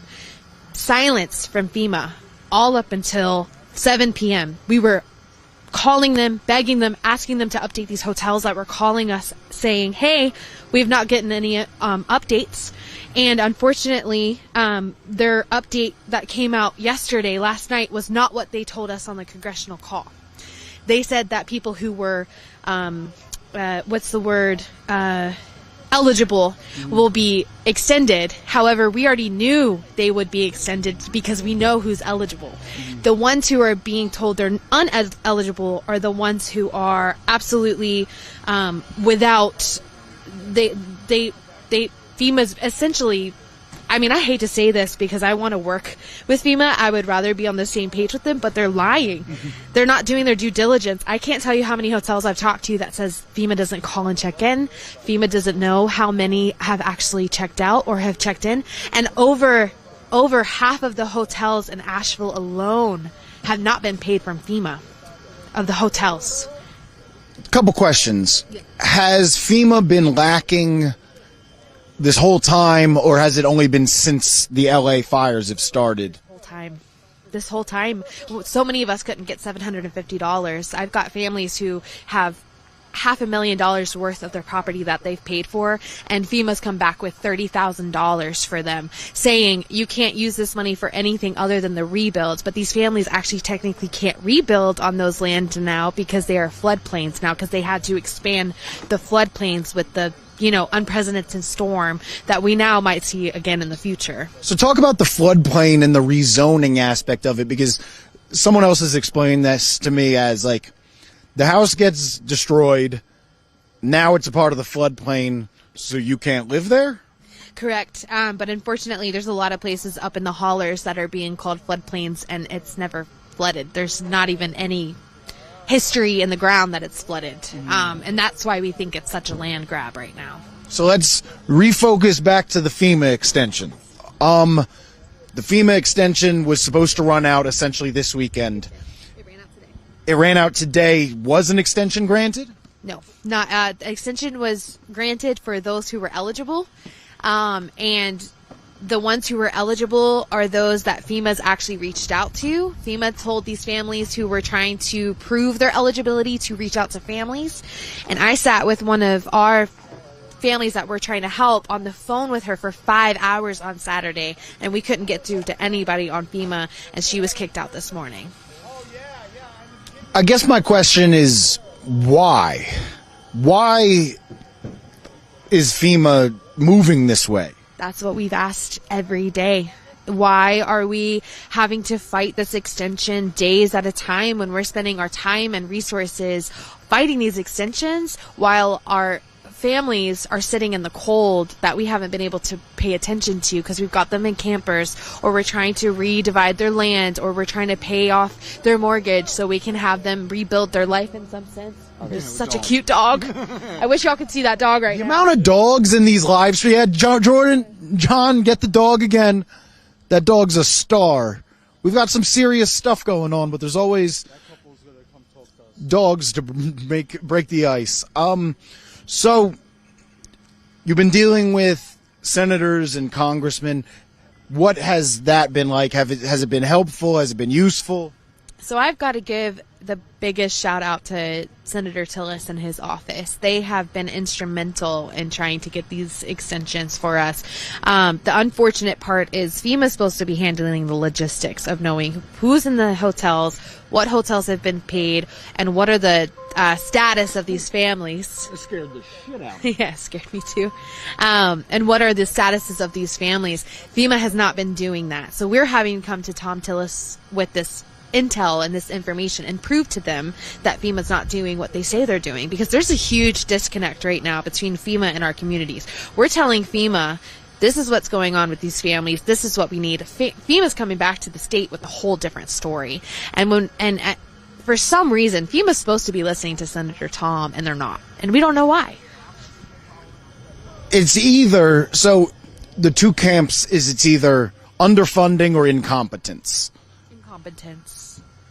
I will say that straight. If it was underfunding, they would say that. You know, I've not seen any reports from FEMA holding any kind of community meeting saying, hey, we're really underfunded right now, but we're going to do everything we can to make sure nobody's sleeping in the cold and potentially die of hypothermia. And I mean, I know a number of reports that there's people who've already died from hypothermia on our last Arctic blast back in December. Granted, those are very much unproven, but with the search and rescue teams that we work with, I absolutely believe their findings. So you mentioned death, dead bodies, etc. The North Carolina state death toll is 105, is the reported figure. You are someone who's boots on the ground and has made a face when I said that. So do you believe the 105 figure? I will never believe the 105 figure. I've got friends searching for their loved ones. And the 105 is an insult. I mean, they have to go off what they can identify. And we've got a number of areas where dogs have tagged potential parts. I mean, if you look at the sheer damage of this river, you can only imagine what it would do to a human body. Am I allowed to get, like... Yeah, it's the internet. I don't want to... You can say curse words if you want. I don't want to be too deep, but... I know it's unprofessional, but it's ours. I mean, there's no rules anymore here. Welcome to a disaster zone. But I had a dear friend who literally was rescued off his roof with his dog. The next time, or a couple days later, they went out to search for loved ones, and he was finding fingers and whole arms and legs. And this is someone who I know who went through this, and he's traumatized for life. And that is just one of many stories. And now we're facing the issue where we've got these agencies and these companies essentially coming in and buying this land and bulldozing these areas that we know have been marked from these dogs, these search and rescue cadaver dogs, and no one's actually digging through the sediment because they have found body parts and bodies 4 feet under sediment sand, and they're not digging because no one's paying for it. We're doing the best we can, but I mean, it's in the thousands, and we will never be able to prove it, because they're already bulldozing over the people that will never be found. That's incredibly grim. I'm trying to find, you know, it's the richest country in the world. Yeah, resources and people are having to take care of each other. Well, it's a third world country in Western North Carolina right now. And one thing I will say, you know, my heart goes out to California most of all because I know what their loss is, and I will not complain like the ugly stepchild that's not getting help. But the problem is that people don't understand our damages in Western North Carolina span 300 square miles. FEMA has never seen a disaster like this. I cannot tell you how many FEMA officials and search and rescue teams that worked Katrina, that worked Florida, they all have said they have never seen damage like this before, because we didn't only just have a hurricane with high winds, we had old growth trees, we had landslides, over 2,000 landslides occurred here, we had astronomical flooding that no one has ever seen in our lifetime. We've seen history of that 5,000 years ago. They call it a 5,000-year flood. It's because it's never been recorded before. And then on top of that, we have hurricane force winds. We had tornadoes here. We had some earthquakes. We've had everything happen in one singular storm. And so while they're dealing with the wildfires, which is absolutely devastating, and they need all the assistance right now and prayers, people don't realize the sheer destruction that's occurred in Western North Carolina, because up in the valleys, everything seems fine. You go out into those mountains, it's not fine. So, the media is not even talking about it. The media has never talked about it, and we've been screaming from the rooftops, and that's why we all say, everyone who's local here, it feels intentional. I mean, it feels... You are not the first person I've heard that from. It feels intentional. We know that the National Guard was sitting at Avery County for like 3-4 days, not doing anything because FEMA was not telling them anything, and we actually had a team of our group tell them about Swannanoa, and that's when they got sent to Swannanoa. Because they didn't even know. They said, we're waiting on FEMA to tell us where to go. And that's not the only official military group that said that. I can't tell you how many groups have had to actually tell the military where to go because FEMA didn't understand. They don't know the terrain, but they knew the storm was coming, and no one was warned. I've only interviewed one person that said FEMA did a good job, and it was earlier in this live stream, and I was shocked to hear it. I'm wondering, yeah, they must have got their $750 because they applied right after. Even $750, if the whole area is fucked, $750 is a spit in the face. It's a spit in the face, especially if we're sending $60 billion over to Ukraine. You know, and Biden even came here and said that everything is fine, the Western North Carolina is fine, and that's why we lost so much attention. And we're telling him, his constituents, we're telling him. It's the Obama drinking the Flint water moment. Yeah, we're not fine. But he didn't listen. And, you know, I try and stay out of politics because I try and tell people, if we keep choosing red or blue, we're going to keep having the same issues. Our entire government needs a rewrite. We need a whole reform of our entire government. And I mean, with Trump coming in, I'm not going to believe in his presidency until he actually does something with Western North Carolina, and that needs to be on the forefront of his executive duties and getting more funding, because we need money. I mean, I'm getting pushed out of my apartment. I can't tell you how many friends of mine have been getting evicted. A family that we're trying to find a sponsor for, they're getting evicted out of the hotel tonight. They have nowhere to go. It's an older lady. She's got disabilities. I'm trying to find a sponsor for their hotel for the next week. So we're just, we need money. We need support. We need building supplies, and we need volunteers. Like, show up. We have so many camps people can camp out, and just come work and help Western and North Carolina, because we have so many of these big groups that came in to help us, and we're so grateful, but they're now leaving to California. And California needs it, but Western North Carolina needs it.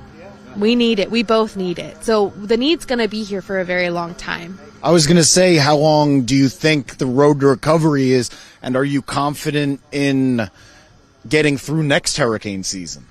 It's going to take years, a minimum of years. As far as for the next hurricane season, I'm horrified for it. You know, we've got so many potential landslides that are marked for even more beyond the 2,000 that's already occurred. We've got people who their homes are being condemned simply because they don't have a skid steer to dig out the mud from their basement. I mean, people are losing their homes because they don't have help or money to clear out the basement of their homes. They don't have to be losing their homes. And so that's a lot of what we're dealing with, is just honestly bureaucracy, red tape, because we don't have the funding to fund the cleanup and fund the recovery. Go ahead. Besides the physical aspect of all this and surviving, there's also a mental toll that this takes on the people. Can you talk about that? Oh, yeah. I love you. I don't know you, but we're friends. The mental toll, you know, that's a really hard question, because I can't tell you how many people might be at risk for suicide with that. We're trying our best. BetterHelp did a really great thing for offering free mental services for 3 months, but I wish they would have done at least a year, because some of the things that these people saw, you can't even make it into a movie. I mean, this is where movies come from. So the toll, I mean, everyone's burnt out. Everyone's tired. I've lost the majority of my volunteers. Every other organization has lost the majority of their volunteers. We've got countless organizations that are actually in supply hubs that are closing up simply because they don't have the people to run them. And everybody is scrambling to pay rent because there's no rent moratorium. So we'll know more about that as the months go along, but I will say it's grim. No one's happy. We cry all the time, and we just do the best that we can. And one day at a time, you know, Rome wasn't built in a day, and, you know, Western North Carolina is not going to be rebuilt in a year. So we just need to be on the forefront of everybody's mind right now, at least until we can get some funding and people are covered, and we're not fighting FEMA over hotel vouchers when they're a multi-million-dollar, program that's federally funded. I mean, I should not be doing their work for them. I don't get paid for anything. I Uber. I between running the nonprofit and we have one more piece of paper to be a nonprofit. I need to be careful of saying we're a nonprofit. We have one more piece. But in between working and running supplies, I am Ubering from 6 a.m. to 10 a.m. Then I'm working for United Appalachia, which is my organization. And then from anywhere from 7 p.m., 8 p.m. until 1 a.m., I'm Ubering again, and that's just to get by. Okay, is there anything else that you think the people at home should know? Because we were talking to another victim. We could get back to you. But, yeah, but is there anything else at home that you think people should know right now? Please donate to North Carolina and reputable organizations. I'm happy to tell you who. We take donations, unitedappalachia.org. But just prayers and diligence, and I mean, keep thinking about us, keep talking about us, and keep sending money. I hate to say that, but we really, really just need funding. But I'm hoping things will change. Got it. Well, thank you very much. We appreciate you. If you're here in a couple minutes, we'll still talk to you. We'll come back to you. Come on over. Yep. Hello, Jason. Crystal, from the phone.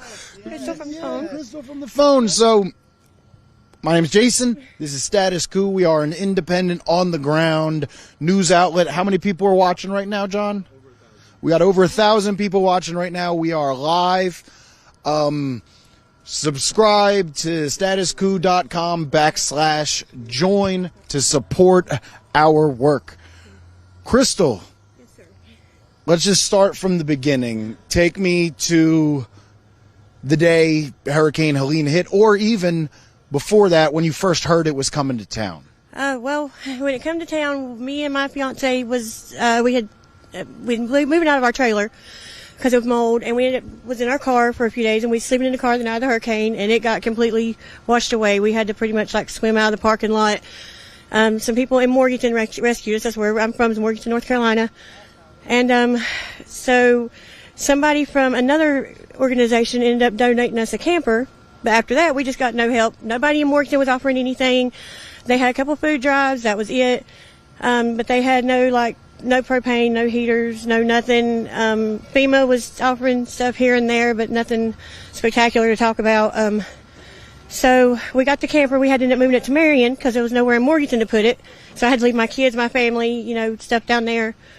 And I actually, 2 drives ago, I seen where they had posted for propane, and at that time our car I didn't have the gas to get up here, so I contacted them, just said, shoot, I'm going to try it and see. And they was nice enough to bring us some propane, and my cousin propane that lives down there that don't have a vehicle or anything. Because I said, nobody is helping Morganton at all. I heard there was a couple in Marion, but I'm not, from there, so I don't know. I just moved there. But ever since then, I started telling him what was going on down there. I've kind of had people sending me messages. Everybody that I've had, talked to that they needed something within just a couple hours, he's tried to make sure, he had it. There was somebody I knew, they was clung to a tree and needed a place to live. I called him Sunday morning at 8. He had him in there by 12 in a tiny home. I had another girl on the other side of Morganton needed a tiny home for her and her kids. They had it. He's made sure, every day call me, do I have propane? Do I have gas? Do I have food? And when you say he, you're talking about Nathan and Kristen from Redneck Housing Relief. Yes, they are wonderful, and they are the only ones that's offered any type of help for anything, that don't give you the runaround, or, I know there is some people that does take advantage of it, but, there is people that needs it too. And like I said, they are the only ones. And I know it's everybody. I've got pictures of places in Morganton, houses underwater, campers, and nobody's got anything back for them. They don't know what they're going to do. And I've been trying to connect them up here, but they're 2 people, and they don't have the time and people to take care of everybody. So, we're trying to, I'm getting ready to take a load of stuff back to give people that I know that need stuff too. So, Have you dealt with FEMA at all in any capacity? We had applied for a car reimbursement and stuff. We got one small payment for $300 for miscellaneous stuff, but that's been it. We got denied everything else. We had to stay down. You got denied? Yeah. They said my fiance's a disabled veteran, and they just was I don't know. They said that they couldn't give us the vouchers because we've had to pay out of pocket for a hotel till we got a camper. And that was hard because we had the last hotel was $200 a night. And we went through the reimbursement for that, submitted everything, and it's just been one thing after another. And we got denied a vehicle claim, and everything. From your insurance? From the FEMA, because FEMA had thing, send in for, if it was a total loss or whatever, like we're buying a vehicle now to drive because ours got like it was gone. So we lost everything, like literally everything. So we haven't been to Morganton. We've been to a lot of other places. We've been up the mountain, down the mountain, all in the valley, all of that. Could you speak to me about the state of Morganton? Some places it's not like quite as bad here where everywhere's messed up. But like you got up near the Lake James, pretty much everything's gone. And I think a lot of people forget Lake James is down there, and there was a lot of, campgrounds and houses and stuff that got gone. There's the Catawba River that runs through there, and all through there was underwater. So you got like the one side with the water, except it was near water, it's gone. And it's still, like there's some neighborhoods that's gone. There's a shopping center that had most of our stores in it. The Ingles, the Ollie's, Dollar General, all that is gone. I just want to know where Ingles we saw it was completely devastated, left empty, and there's just debris everywhere. Morganton's not that big anyway, so like a whole shopping center of ours is gone, and that was like half of our stores. So now there's like 2-3 grocery stores, and they're all food line that we have down there now. So, like I said, there's one campground though that had probably 30 campers, and they lost every single one of them in there. And they was like still sitting there like turned over. My mom just got the trees cut out of her yard a couple weeks ago because they don't have no help. Do you feel like Western North Carolina has been forgotten? That part of it has. They have. Because like I couldn't get nobody. Like I said, my mom, her trailer, she had probably 15 trees that fell in her yard. And I was contacting everybody trying to get trees cut down. And I had to me and my fiance had to pay out of pocket to get somebody to come and cut trees down out of her yard because she's disabled, but we couldn't get nobody to come do it, so we had to pay for it. Have you guys been able to find a way to bring in income during this time? Luckily, he gets his VA check. I lost my job. I was doing in-home care, and the lady I took care of passed away. But right now, we're just pretty much living paycheck to paycheck with this. And like I said, thank goodness for them because Nathan and Kristen, because they have helped us with food and propane and gas money and stuff like that to make sure I am able to deliver stuff to people. So, is there anything else? Oh, John, you got a question? Yeah, just what are your thoughts on, we live in the richest country in the world, but meanwhile you're having to rely on Nathan and Kristen and other volunteers and other people in the community taking care of each other. What are your thoughts on honestly, that? Yeah, Jason. Good, you can hold it. Yeah. I was letting you get some shine, Johnny. Honestly, the way they do, it's really irritating me how they do the veterans, because I said he's a disabled veteran, and they've not given him no help at all. They've not offered us any help. Every time we go to apply anything, they say he makes like $50 too much or $100 too much. They've not helped us do anything as far as like the VA and stuff up here. Nothing. Like they didn't reimburse us gas when he had a doctor's appointment up here, and usually, like they've stopped that since the hurricane. So, yeah. I mean, he's got like a messed up hip and everything. Like. I always say he's fragile, but he's not. But I just look at him that way because he's skinny and got a broke hip and stuff. But, like, they don't help with anything. Nothing. I mean, they didn't help with housing. You. She's mentioned Nathan. She's mentioned Nathan. You're my adopted family. Yeah, we love you guys, man. We're going to get more resources in your area. We're going to do everything we can to do that. That's what I say. I'm taking a load back now to take people that's contacted me or people that I know. Like, there's elderly people sitting down there with no power, no heat.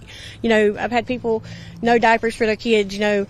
He sent coats and stuff down 2 or 3 days ago, and I got rid of those within 2 days of people needing it. So, and I mean, it's legit people, not, the ones that's like, oh, I need this or whatever, because I have filtered through and I make sure it's legit. I take pictures and stuff and send to him so he knows it's going to where it needs to go to him. Every time I let him call the people or meet them or whatever. So we're trying. Is there anything else you think people should know about living through Hurricane Helene and about Western North Carolina? Up here and stuff, they did come together and they have done a lot. If they would just spread that a little bit further down and just think of the people that is down the mountain too, I said it was about as bad up here, but it's not like there's more than just up here. That's the only thing, and I hope to never live through anything like that ever again. At least not where I'm in a car anyway, having to swim out of it. So. But, yeah. Thank you very much. We appreciate you. Yep. So, I think that's all for us on this live stream from East Asheville, North Carolina. What you looking for, John? We did have another couple. Let me see. We have another couple? Yo, they left. They drove away. I watched them go. Can you guys show? Yeah. This truck that came in completely full. Come on. And we're down to 50%. Yep. And And we're you know, we're happy. We're so happy. We're so glad that that Richard and his family are assisting us with this and letting us have these drives here at his property.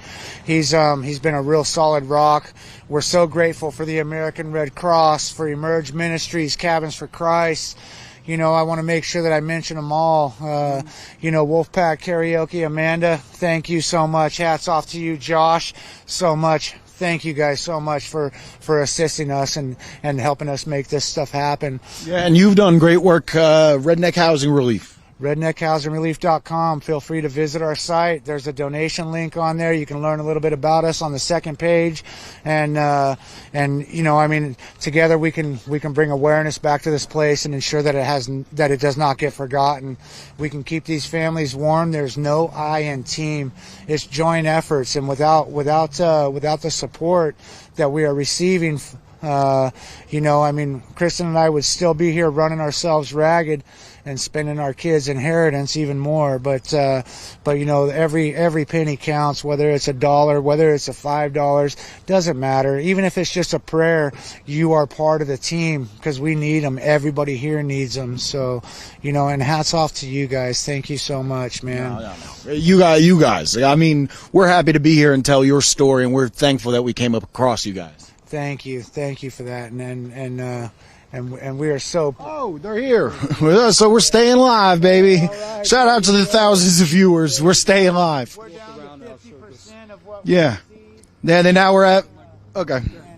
And we're down. I just wanted our donors to know that we're doing right by them too. Complete transparency.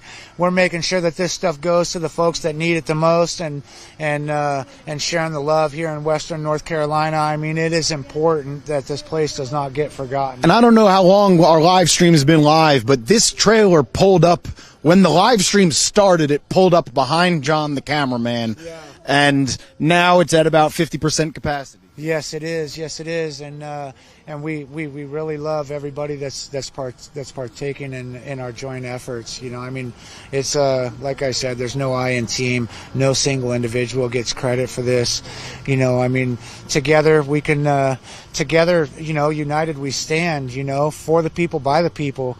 And that's so important, and especially right now when all we got is the people, you know, because of whatever reasons, this entire place is relying on the people, and that needs to be stressed. Yep. You know, I mean, if it wasn't for individuals like us from Arizona and other individuals that are coming out here to help, these people, which are our people, would be forgotten, and we know that, and that's why we're going to do everything we can to help these people for as long as we can, you know, and it's a beautiful thing. It's admirable work. Let's go talk to that couple. Who cares? I got gloves on. Come on over. Where do you want me, John? Hello. My name is Jason. I'm from an outlet called Status Coup. We are an independent online outlet. We are live right now, a couple thousand people watching. So you guys came in blind. I do not know who you are. So who are you? Let's talk. Hi, I'm Lacey. Sorry, Brad McLean. Lacey and Brad, talk to me about your experience dealing with Hurricane Helene. Where are you from in the Western North Carolina area, and what have you experienced? Well, as of now, we're still living in a tent, even with the cold weather. FEMA has been no help whatsoever. We couldn't get any kind of assistance for them. We were with 3 dogs, and we did get a hot tent from some volunteers. Thank goodness for them that has come, you know, out of state, and you all and everybody that has helped. So I'm assuming you guys lost your home in the hurricane. Yes, she lost her RV, and I lost my place to live. It flooded out, but FEMA has been probably the most frightening experience I've ever had, along with the disaster unemployment people have been horrifying. I'm self-employed as a realtor, and obviously it's hard to sell real estate when you can't shower, when you can't really keep clothes clean, you're living out of a tent, and it's been 20 weeks. They haven't approved me yet on the unemployment. They've been just red taping it the whole way. It's outrageous. And FEMA's experience has been horrible. I mean, they classed me as in my landlord's household, because what? He filed, and it wasn't the house wasn't separated into units, quote unquote. So the first time they classed me as in his household, turned me down. And then the second time they finally got an inspector out in December, which I don't know what good that does. He's already redone a lot of the house. But he and his boyfriend had to move back into it, into my space down there. And and FEMA said it could be another 90 days before they, get any type of approval going on it. It's ridiculous. Had you received any help from FEMA? No. They said go talk to the Red Cross. And mine where I didn't have a title to my camper, and my camper was lost and couldn't find it. There was no inspection that could be done, so they couldn't actually say that I'd lost anything. So yeah, they've just, So I just want to get yours straight. So you had a camper. It got destroyed, or did it go down the river? Yep, gone. I've not seen it since. So camper's gone. It's missing. In order to get any relief from that, you have to have the title, which was probably in the camper. I actually didn't have it. The guy I bought it from hadn't actually been able to give it to me. I guess he had been in jail, and I wasn't ever able to get the actual title. So I had the camper. I'd been living it for almost a year, and then I don't know where it's at. So now you guys are staying in a tent somewhere in the greater Asheville area. How have you managed to deal with the winter and survive in the elements? Well, like she said, we were gifted a hot tent by a couple lovely young ladies who do collection. Well, they do collection for charities, and they were hitting up their donors for help. And they had a donor that wanted to help out somebody, and they were getting small hot tents, and we've got 3 to 5 dogs with us sometimes. So a small one wasn't really working, and they had a donor call in that wanted to help somebody out specifically, and they sent us a 16-foot white duck hot tent and a wood stove. And we had the wood stove, so we've been able to have the warmth, but it's a lot of work to get all that wood every day, and we've had to walk through woods. And yeah, it's been definitely a rough and unique experience. If it wasn't for the people of Western North Carolina and the donations, and the churches, it wouldn't have been doable. So you've had no interaction or help from any governmental body? Nope. It's been red tape left and right. And by the time FEMA said we'll contact Red Cross, I mean, I'm not used to needing help in this world. He's the one that's being the one that's trying to give donations. And they said contact Red Cross. And by the time I did, Red Cross could only do a visual inspection of the outside, and they didn't do anything either. So it was just kind of SOL. And I mean, unemployment actually said contact the United Way, and I'm like, are you absolutely fucking with me right now? Because you can curse, it's the internet. Okay, yeah. I mean, are you fucking with me right now? I mean, I understand I'm self-employed right now in life and have been for 5 years, but for 9 years I paid into the unemployment taxes in Asheville, North Carolina, working in restaurants. Mm-hmm. It should be no question. I've never needed unemployment in my life. It should be zero question to approve me. Yeah. And they're just, oh well, it's with an auditor and we'll see. And it's like, guys, this is ridiculous. The federal government approved, if nothing else, $150 a week additional for unemployment. Like, you should have. There's no qualification I don't miss to get it, and you haven't approved me yet. And so much of the time that he spent just on the phone with him, he spent hours and hours on the phone with him, for them just to turn him down over and over, and then try to redo it, and nothing comes of it. We knew both of our places would probably get some water, so we had gone to a friend's house to stay, and he, we stayed in a third-story apartment in a brick building, and he filed with FEMA the next day, and he got a three-month hotel voucher and money for his TV that didn't get damaged. And then we had another friend who filed immediately, and he got $750 immediately. And both of our friends are POC, and it was just kind of. And I said to FEMA, I said to the woman at FEMA on the phone, I said, did I say I was the wrong color or something? And she said that would only be funny if so many people hadn't asked. They said they're having a problem with that, with people asking if they're going racially by the FEMA help. Yeah. Well, if it gives you any solace, I've been on a 6-day reporting tour all across the place, and I haven't heard anyone say that they're pleased with FEMA. FEMA's been, I mean, I don't understand what their point is. I literally asked the woman, I said, what is it you all do? I said, if you can give me a hotel room for 2 weeks, I can get a job waiting tables, I can be back on my feet. I don't need your help. They stay here with washer and dryers, but no actual help for anybody. Have you been rejected for the hotel temporary stay? Yeah. Yes. Yeah, they did, because they turned me down on the first time. They said, well, you might qualify for rental assistance. And I'm like, on what? Rental assistance on what? What are you going to rental assist me with? They said it was because we applied for all the assistance. That is why we didn't get the actual hotel voucher in the beginning.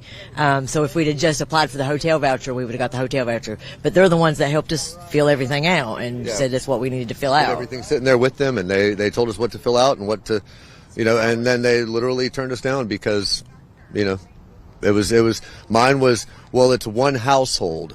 And I said, well, that's ironic. The IRS considers a household every person that pays taxes. So if me and 4 friends live in a house, we're 4 households because we all pay taxes. How do you have a different definition of household? So were you a renter? Yes, I was a renter, and it was my landlord's mother and sister lived upstairs. I lived downstairs, and it was just one. It was all inclusive rent. Yeah. And because I didn't have any bills in my name or anything like that, I mean, I've submitted my bank statements, everything like that to them, and nothing. Could you give us the perspective of renters? Because we've heard that renters were the hardest to get people, just any help to renters because of the red tape surrounding that. Yeah, and it's a screwed system when you consider that they're all in the household of the landlord because they filed on the house for damages, where we're filing for a place to live and for our, I lost my MacBook. I lost pretty much everything. My printer, everything's gone. Like, there's no inspection. There was nothing left to inspect, so there was no reason for them to come out. But they were determined to do that, even though it just wasted time and didn't do anything. Yeah, so they're working with they turned down the homeowner also, the landlord. They turned him down. I mean, he's in an appeal with them. Yeah, sorry about this. Welcome to new Status Coup members: Marion, Cynthia, Joan, Sil, and Gabriel. Sorry. Okay. They're the people supporting us being out here. Yeah, we're getting more into the light. Now that the propane line's a little shorter for now, they come in waves. They deserve that. Yeah, they did the support. Shout out to you guys, anyone joining and supporting and giving us the opportunity to do boots on the ground work. Yeah, do you think... I feel like it's definitely intentional to keep people down. It's ridiculous. I mean, I've said that to both unemployment and FEMA, that if you're... the whole point of you all is to get people back on their feet and off of the system, and what you're doing is absolutely the fucking opposite. You're keeping people on the system. It's literally design. Well, it sounds like they won't even let you be a part of the system. They're just leaving you out for dry. Old school punker, what can I say, man? Can't do nothing. They say can't do nothing, and that's all we've heard. Every time. I mean, it's the richest country in the world. Yeah, we're the richest country in the world. I mean, it's the stars and stripes of corruption out there. You know what I mean? We're a banana fucking republic at this point. It's shit. I mean, we literally have 1% of the people with all the money. But we are surviving. That's the main thing. We did survive the storm, but it's months afterwards. They don't realize that people are still just struggling, and they don't care. Well, the fact that you guys are staying in a tent is heartbreaking. Yeah. It's painful. I mean, it's cold. It's painful. I mean, it's a lot of work, and it's really hard to keep anything. And you have dogs too? Yeah, it's really. Well, I've got 3 standard poodles. She's got 2 rotting Corsos, and I've got a friend who's watching 2 of my girls right now. Thank God, and one she's my heart. She won't leave my side. But you've got dogs running around the woods. It's impossible to keep anything clean. It's impossible to, I spent years in fine dining. I can go get a job at Roost Chris tomorrow, but I can't keep a uniform clean and pressed. I can't take a shower every day. I mean, it's absolutely ridiculous. And I submitted to FEMA my hotel vouchers, like my hotel from the, once one of the hotels reopened, I got us a room for a week. And I mean, thinking this wasn't going to be as detrimental. I couldn't get into my place for 10 days, over 10 days to get in there, because it was completely landlocked and, waterlocked. But yeah, they were screwed up there. But they haven't even reimbursed me for my hotels. They haven't done anything. I sent them receipts for all my property I own. They haven't done anything. Besides the physical, it's okay. Besides the physical assault, that you're going through, having to stay in the tent, there's also a mental. Yeah, how has your mental health been? Man, it's.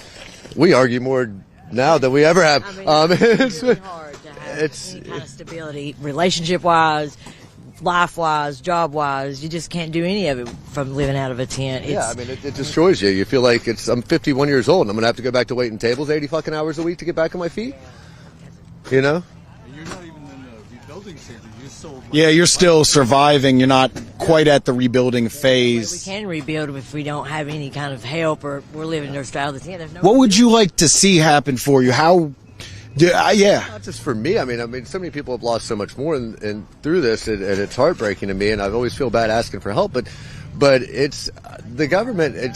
They're screwed. I mean, what I'd like to see happen is it all change. I mean, I think that the Congress should be gone. I think that that we should just go to voting by our phone on issues. I think that if they're going to be there, they should be one bill, one fucking thing to say, and that's it, and do it. And one bill, one issue, no riders, no bullshit.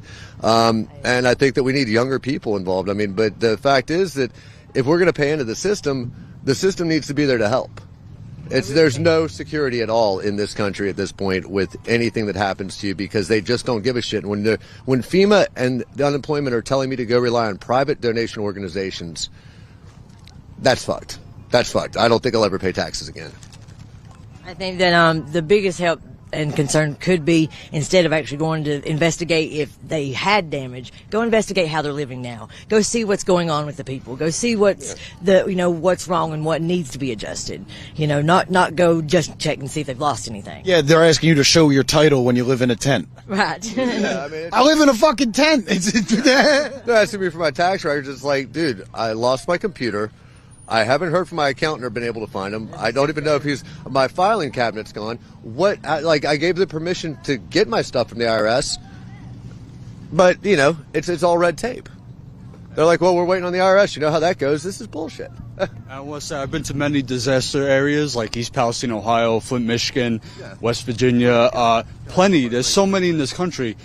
But the way this government gets away with what it's doing, this government, this corporations, is because we have a media that is corrupted and allows them to get away with whatever. When BlackRock gets 90% of the freaking media outlets by their stock options, I mean, when you got people on the board of directors of every fucking company, you can do whatever the fuck you want. Yeah. Right. And twist the narrative however you want it twisted. We can't do nothing. How do you think the media has been as far as covering what's been happening here 100 days later? They're just what they think and they're what gone. they're told to say, and that's it. Yeah, they're gone. I mean, they're still saying 150 to 200 dead. That's bullshit. That's bullshit. We're thousands dead. We're thousands dead. I mean, there's no world. I mean, we have a friend that does heavy equipment deliveries, and he went to the hospital on the Sunday, literally the Sunday of the weekend of Helene, so it would have been, I guess, the 29th possibly, and he said there were 3 literal freezer trucks full of bodies up there. The spruce pine still smells like death.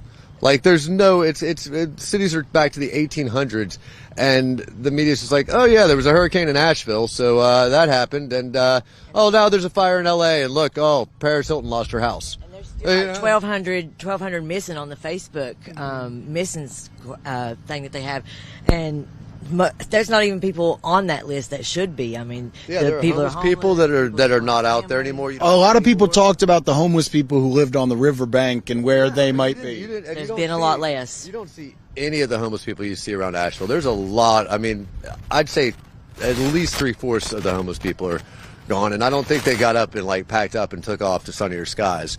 This was not, the news. I heard one news outlet say, well, we told them it was going to be bad. No, we knew 2 days before. One day. I knew 24 hours in advance to get out from where I was at. That it was going to be a pretty heavy storm. But you're telling me that a hurricane came up from Florida, didn't damage a lot across the middle, but came up to western North Carolina in the mountains and sat for 7 fucking hours? I do believe it was probably a little bit of man course with some cloud seeding and stuff. Yeah, well, yeah. I mean, it's hard. Let's not get into the cloud seeding. Let's not get in. But the difference between conspiracy theory and reality is about 6 months, right? so it's not a bad saying at all. It's crap. I mean, the government doesn't give a shit. They never have. I mean, when you've got left wing, right wing, that's all the same fucking bird, man. Than people think and know, though. Well, that's why we're out here. They've seen it for 2 days. We've lived it for 3 months now, and it's just really hard. It's way worse than they thought. Well, yeah, and it's still. I mean, you look around, you drive through Swananoa and stuff, and I mean, it's just debris piled up everywhere. River Arts is still debris. It's not. Nothing's being done except for by the people in the area. And I mean, it's impossible. I mean. Is it for coming out? This really is great to get it out. Good, vent, let it loose. Is there anything else you'd like to tell the people of America? The government is shit. Doesn't do nothing. But I do want to thank everybody in there, the churches, the people around here. They have done a lot. I would like to see more done. I've tried to do more myself. But the tent living is hard when we really thought we was going to get some sort of assistance in the disaster and did not. Yeah, I mean, the tents that they gave us initially were summer tents. Were like fully vented summer tents. It's just been outrageous. Yeah, I mean, they were trying. It's just been, if it wasn't for, friends and family and people like that helping out, I mean, I don't know how we would have made it all the way through. And the donations and things have been huge. But, I mean, my buddy's boss gave me a pop-up camper, and I can't even afford to get it into a spot to park it. So there's no real reason, it's amazing to me how, it's disheartening how much the government is able to just turn a blind eye and not give a shit. And just like with Flint, Michigan, I mean, they switched Ford back immediately. They fucking knew. They knew. There was no question. And it's $55 million to fix that fucking place. Come on. They could have done that in a heartbeat. But they'll send billions overseas. But yeah. That's right. Yeah, That's well, right. then, yeah, LA or God forbid, a vacation island gets damaged that the stars go to. They'll all contribute money, but nobody gives a fuck when it comes to this country. They don't give a shit. A couple of the FEMA people say that, they were lower on funds now that they helped, overseas and stuff with the war and all that. But they give them all kinds of stuff, but then let the American people suffer. Like, I don't understand that. And FEMA has what now? The power to declare martial law or some shit? Like, or they can enact FEMA where they can take the properties and stuff? I mean, it's crazy, man. Yeah, they were talking about that with the areas where properties being redesignated as floodplains and essentially taking the property. Yeah, well, they can do it. I mean, they can literally enact martial law, or they can. I'm blanking on the term, but they can redesignate land. Well, redesignate land, but they can. There's a term for it where the government come in and buy it at the price of 5 years ago. Oh, it's killing me. It's right on the tip of my tongue. If you got it in the comments, tell John. He'll let me know. Yeah, but no, it's just outrageous that they're doing this. I mean, and it's nothing but a land grab. I mean, look at 2020 and BlackRock buying like 60% of the fucking houses in America and artificially driving the prices up by being able to just bid cash at a higher price on them. Why do they want them all? Why do we have so many vacant houses but nobody has a place to live? Why are they keeping everybody renters? Why are they just beating us down even further? They make it impossible to get a house nowadays. They make it absolutely impossible. I mean, and even when you own it, if you don't pay your fucking taxes on your land, it's all artificially fucking fabricated bullshit, dude. And then the tax money goes to a $175,000 salary per congressman per year, and then once they retire, they still get their salary and they get all these perks. And we get people like Madison Cawthorn that jumps in there racing shit. I mean, come the fuck on. Habeas corpus. Yeah. It was habeas corpus. That's the word we were looking for. Yeah. My editor, shout out Jordan Sheridan. You may not be here, but you're here. Right. And there's another one for it too. But it's just crazy that they do that. I mean, that they have the ability to come in and do that shit and just screw everybody. Well, regardless, we're still grateful for everything that we have, survived and everything we've went through, and even having the tent now, we're grateful and thank God that we've gotten this far. But I'm grateful to be alive until the elections. Now I'm just kind of like, why am I kicking it around? Well, thank you for talking to me. Thank you for your time, and we hope that things turn around for you and you guys get back up on your feet. All right. Right on, man. Yep. Hey, if you guys ever need an extra reporter, man, I'd love to go out with y'all. Yeah, I'm the backup, so send an email. Let me get your contact. Yeah, give your contact. Give your contact to John. Nathan, get us that phone. Let's get the phone. This is gonna be our last thing that we do before we sign off. But we've got someone calling in to Nathan that's watching at home that wanted to talk about her perspective. She's from Hawaii. Has she helped your organization at all from Hawaii? I'm unaware. Okay. Yeah. Is it just someone you know from Hawaii? No. She just called. She saw us live. Okay. Hello, who is this? Kathy Pa'aina. Kathy, say your last name one more time. Pa'aina. P-AAAINA.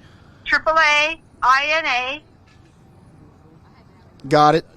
And you are a Hawaiian resident who's watching us live and wanted to call in and give perspective from Hawaii?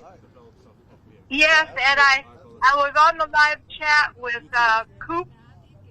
With Coop? Yeah. Status Coup News. Yeah, Status Coup, Is that yes. you? Yeah, it's us. Okay. You're calling into the Now, thing you were watching. And I'm live right now on your channel. Got it. My name is there. And I did some research on Maui. It was a couple months after. Yeah. But we also had a friend in church a couple weeks after. Her niece had to leave her father to burn in a wheelchair because she couldn't move him fast enough. And he said, "Go, daughter, go. You have your whole life ahead of you." And there is something that has been occurring in our Hawaiian homestead. I live in a Hawaiian homestead in the mountains. A Hawaiian homestead in the mountains, yes.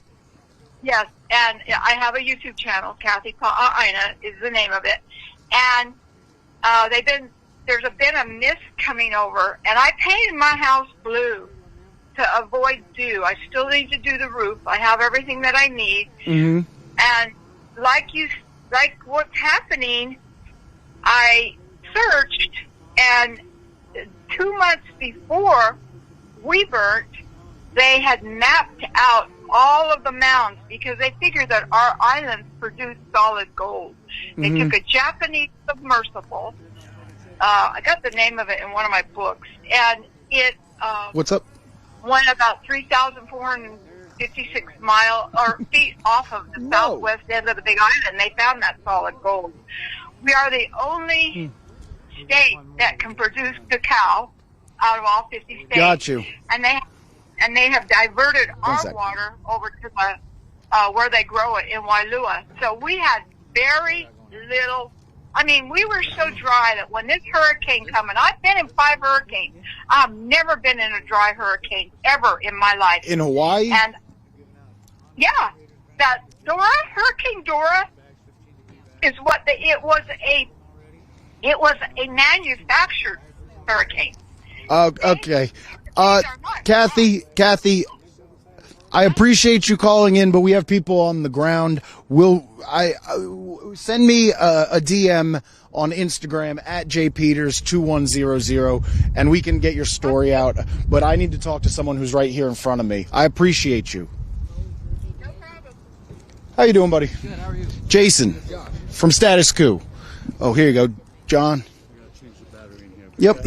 So, for those of you watching at home, we're in East Asheville, North Carolina, still at this propane drive, doing on the ground reporting. If you want to support Status Coup, go to statuscoup.com/join. And I got you, Jordan. I see the notes. What is your name one more time? I'm Josh Griffith. Josh Griffith. Sorry, it's been a long day. Josh Griffith. Josh Griffith. Where are you from in North Carolina? I'm out here in Leicester. It's about 20 minutes up the road from Fairview. We didn't get hit that bad where we live from the storm, but I've been out doing a lot of just on Twitter, going around taking videos of the damage and helping people out. We had a GoFundMe when the storm first hit and raised $12,000 for food and supplies for people. So that's kind of what we've been doing. Yeah, so what are some of the things you've witnessed? What has been some of your experience? Have you had any interaction with FEMA? Talk to me. No interaction with FEMA other than I did apply for the $750, got denied. You got denied? I did. I had some damage to my vehicle from the floodwaters and got denied the $750. The only other interaction with them was when they first came to town. It was like 2 days after the storm. I brought up my first load of supplies. We were at the mall in Asheville, and they were handing out water to folks, but it was only people driving up. There were a ton of people on foot showing up, and they weren't giving out any water to those folks. Mm-hmm. So that's all I've seen, really. So what has been some of the help that you've been doing around the area? So recently, I've been working with Nate and Kristen at Redneck Housing Relief to help just promote their the work they're doing. It's really amazing. They've got tons of supplies. They're giving out propane right now, so I've just been helping promote that as much as possible. How has your life changed from before Helene to after Helene? Oh, man, I can't even explain it all. It's been a roller coaster. Seeing the destruction and the devastation and all the pain it's caused people, but then also seeing all the good that's come out of it. People helping people and being able to help people. It feels good. What was your occupation before this started, and are you still working? You still able to work? I'm working for a different company now. I'm a roofer. So I did lose my job after the storm. With everything going on, no service, no nothing, I did lose that. But I'm working for a different roofing company now. That's great to hear. What do you believe the path forward is for Western North Carolina? What needs to be done to get the community back on its feet? I really think, just like what y'all are doing, just getting the word out. I mean, there's a lot of people that need help. I was in Swannanoa a couple days ago, and walk out there, people are out in their campers still. No power, no water. You just talked to a couple who's still staying in a tent. Yeah, it's you see it going down the interstate. You see it on all the back roads by the rivers. It's real life for those people. According to the media and to government, everything's fine. Yeah, it's ridiculous. I mean, I was down there. They had put a temporary power pole. There's a bunch of campers down by the river. People are living in them. No power, no water. They had put a temporary power pole, and the power company hooked it up, everything. There were outlets so people could plug their campers into. Never supplied power to it. It's been 2 months, and then so that's the kind of stuff we're seeing still. People are not getting help. Why? Why do you think it is? Is it an ineptitude? Is it underfunding? Is it just a lack of care? I don't know. Maybe a mix of all of them. From what I've heard, people outside of the area, I mean, there's a lot of good folks, but I'm not seeing enough outreach and enough effort from people to really step in and be like, hey, something needs to happen here, especially from state government and national government. Yeah, well, I appreciate you. Is there anything else that you think the people at home should know? Well, make sure y'all check out Redneck Housing Relief on X. Our good friend, man. They're doing incredible work out here. I'm just blown away by all they're doing, and they're stepping up and getting bigger and bigger and doing even more. So, yeah, and do what you can, spread the word, share everything, just so people can get help. That's all we care about right now. Well, I appreciate you talking to me. Thank you for your time. I think we're signing off. Are we signing off, or do more people want to talk? Bring it on in, Ace Hardware. We are going to be changing the battery on the camera. So if you are one of the thousands of people watching live at home, please stay there. Maybe go to statuscoup.com/join in the meantime to subscribe to keep supporting on-the-ground journalism.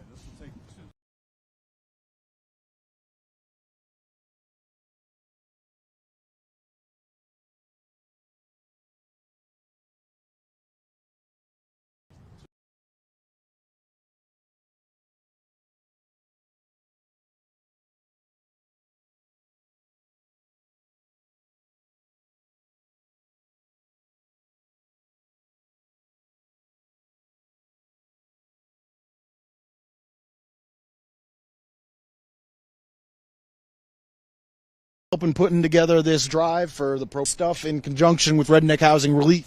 Well, honestly, they do a lot of the groundwork on their own. Honestly, we supply the essential equipment for it, but I really think it's sick that people from all over the community are coming out and kind of grouping themselves together to set these things in motion. And Big Boss is always down to help out the community. Of course, we're that kind of business. So if people want to congregate here and fill up the community, of course, we're ready for that. So what has your personal experience through this Hurricane Helene situation been? Well, luckily I haven't really suffered a lot of property damage, or I haven't really lost anything super important to myself, which is I'm one of the few in that boat, so of course I'm very grateful for that. Never lost my job here. The store was open 100% of the time, but our Swannanoa location, of course, got pretty demolished recently, as you know. But you know, I like seeing everything coming together despite all the destruction and the chaos around here. You know, we're able to get together and get these people taken care of, and the very people that shape our community shop here and help us out. So, you know, luckily I can help spread joy and, you know, things that people need, even though I have to kind of climb through the rubble myself to do it. Well, sorry, I'm exhausted. Do you have any perspective to share on what people have lived through, what you have seen, or even just the mental health toll of living through this and being afraid of future storm outcomes? Yeah, I mean, it's definitely insane to see what we've seen here. You know, driving through, I live in North Asheville, right? So driving through North Asheville, it's like we're right in between the River Arts District, which is where a lot of destruction happened right off there, the French Broad. I mean, just minutes down the road from my house, I watched the salvage station get completely submerged, which is like a 50-foot tall venue. Storefronts all along that road are just still in shambles, and no one's really picking up anything along the side of the road. There's just piles and piles of rubble that I have to see every single day, and we're all kind of just pretending it's normal and sort of like walking around the town that we love, even though we just see these giant monstrosities of chaos everywhere. So, you know, it's a toll on the people in the community, and even though we're trying to continue our lives and have fun here in the city that we have, it's just like, you know, no one's really able to do much about everything. It's just laying around. It's like months down the road, and there's still just destruction everywhere. What does it say that the wealthiest country in the world is dealing with these problems, and 100 days after the hurricane, there's still people sleeping in tents, there's still people that don't have their basic necessities taken care of them? Well, it's kind of bonkers because, you know, we're sending billions and billions of dollars to other countries out in the Middle East, and we don't really need to be involved in stuff like that. And there's, you know, the West Coast is on fire, and the East Coast over here is, we're still struggling with the, you know, cold fronts moving in like that, and people are out here freezing to death. And, you know, we don't have more than $750 to give to each individual for some reason, which doesn't make any sense to me at all. And the majority of the people I talked to were denied the $750. Yeah, same here. I know tons of people that have tried jumping through all these hoops in online forums, like local communities on Facebook and on Reddit. They're like, oh, can anybody please coach me on how to pass this? I've tried time and time and time again, and I'm getting denied and denied and denied. I can't even get a hotel for free in this city. And it's, I don't know, like, more often than not, people are getting declined. So I don't even really know who's, I mean, if you've gotten it, you know, power to you. I'm very happy for you, but I don't even know anybody who's actually passed through it. Yeah, to give you the stuff I've learned, people are getting put in hotels, and then they have to renew, and they're pretty much facing eviction all the time from the hotels, even if they get the hotels.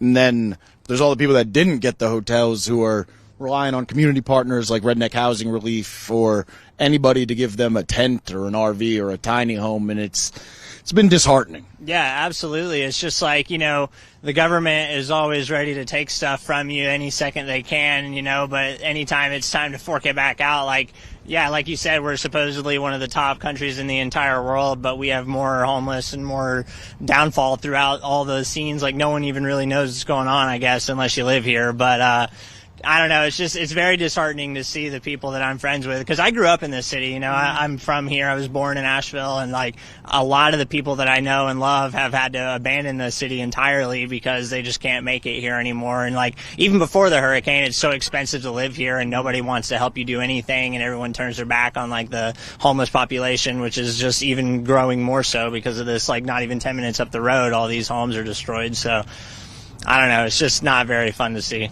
Yeah, a lot of people brought up the homeless population in the arts districts, that people lived along that river, and all of those people are seemingly gone. Yeah, absolutely. I mean, those tents, like, yeah, there's large tent communities here, which is like they have to do what they have to do to survive, and those things, yeah, just washed away. Like stuff washed all the way up to Weaverville or Marshall or wherever it ended up. You know, that's like miles and miles away. So these people's belongings are just eradicated. What do you think people at home throughout America should know about Western North Carolina and Hurricane Helene? Well, I just mean, like, okay, so the media is like, the first few days of the hurricane, the media was like, okay, here's what's going on, here's what's going on. But it wasn't like really on the news. It's like social media. It's like people on the ground. They're like taking firsthand videos and trying to post it and get the word out. And then like, you know, 2 weeks later, it's like, Hurricane Milton was going on down in Florida, so like obviously we had to transition a lot of stuff over there, but America should have the funds to take care of 2 destroyed cities at one time instead of, you know, shipping off all the help to things we don't have to get involved with. And so like if Hurricane Milton and Hurricane Helene happened within just a couple weeks of each other, we could have bounced back if we had kept getting some products and some money and some help funneled, but like no one wants to do that anymore, and now we're on to the next natural disaster, and then who knows what's going to happen. It's the national media's attention span. We could do one disaster at a time. Exactly. And then we move on, and maybe we'll talk about it in 2 years. Exactly, and then who knows what's going to happen in one more month or something. You know, something else is probably going to occur, and then we're going to move on. Just as we landed here, the snow started, and people started to panic about how people would make it through the night, code purples, and people freezing to death. And it has been really stark to see. Like, people warned us, like, the people of Western North Carolina are pretty sensitive about weather right now since Helene, because they don't want any more damage to their shit. Yeah, when the hurricane happened, you know, we tried to open our store up like as soon as possible, as soon as we got word that like all the employees were good to go and everyone was safe and sound. You know, from the second we could get people in the building, we were trying to send chainsaws and propane and whatever people needed to make it through the hurricane. We tried to be there for them 100% of the time, and you can see a lot of that storm prep on people's mind when things like this happen. Like, okay, yeah, maybe the snow didn't happen as crazy as we thought it was going to be, but you could tell people were not even remotely over. Just a couple months ago, people were like, you know, trauma dumping in the store. They're like, I can't let this happen again. I can't go without this. I can't go without this. Like, I'm just getting it. I'm piling it up in my house if I have to. And I mean, that's what we're all going to have to do. We're all like doomsday prepping because doomsday is like a week away now. Yeah. Well, is there anything else that you think people should know? I mean, I think we covered it all. I'm sure you heard it from past people. I mean, just try to be nice to people. You never know what they're fucking going through. And, like, this area of North Carolina is absolutely far from being healed in the slightest. So just do what you can financially, do what you can in a generosity sort of sense. And that's really all you can do, I guess. Thank you, man. Thanks, man. Can I pay you a compliment? Yeah, sure thing. You're fucking chill, man. Thank you. Your voice, the jacket, the mustache. Thanks, man. Fucking chill, man. Thanks, man. Appreciate it. That guy's so chill. All right. That is all for Status Coup this live stream. We still have another interview to get to today, and that'll be out the rest of the week. From the Ace Hardware, Propane Drive, Redneck Housing Relief in East Asheville, North Carolina. Behind the cameras, John Farina. In front of the cameras, Jason N. Peters from Status Coup. $5 a month to support this on-the-ground journalism. We are going to support you guys. Oh, yeah, focus on what you're doing. Focus. You know what? If it wasn't for guys like you, the story is so You gonna hand me? You want to hand him the $5? hard to get heard. It is so hard to get your voice out. And if it wasn't for guys like you out here on the ground, getting dirty, freezing yourselves, these people would be forgotten as well. Well, and we love you guys for that. Thank you. Stay in touch. We'll keep following up with your story. Yeah, Cody just handed our cameraman. Cody just handed our cameraman $5. So $5 a month for on the ground reporting. Oh, what's the company name? Cross Country Excavation. No, come on. We can't only do so much advertising. My name is Jason N. Peters from Status Coup. Thanks for watching.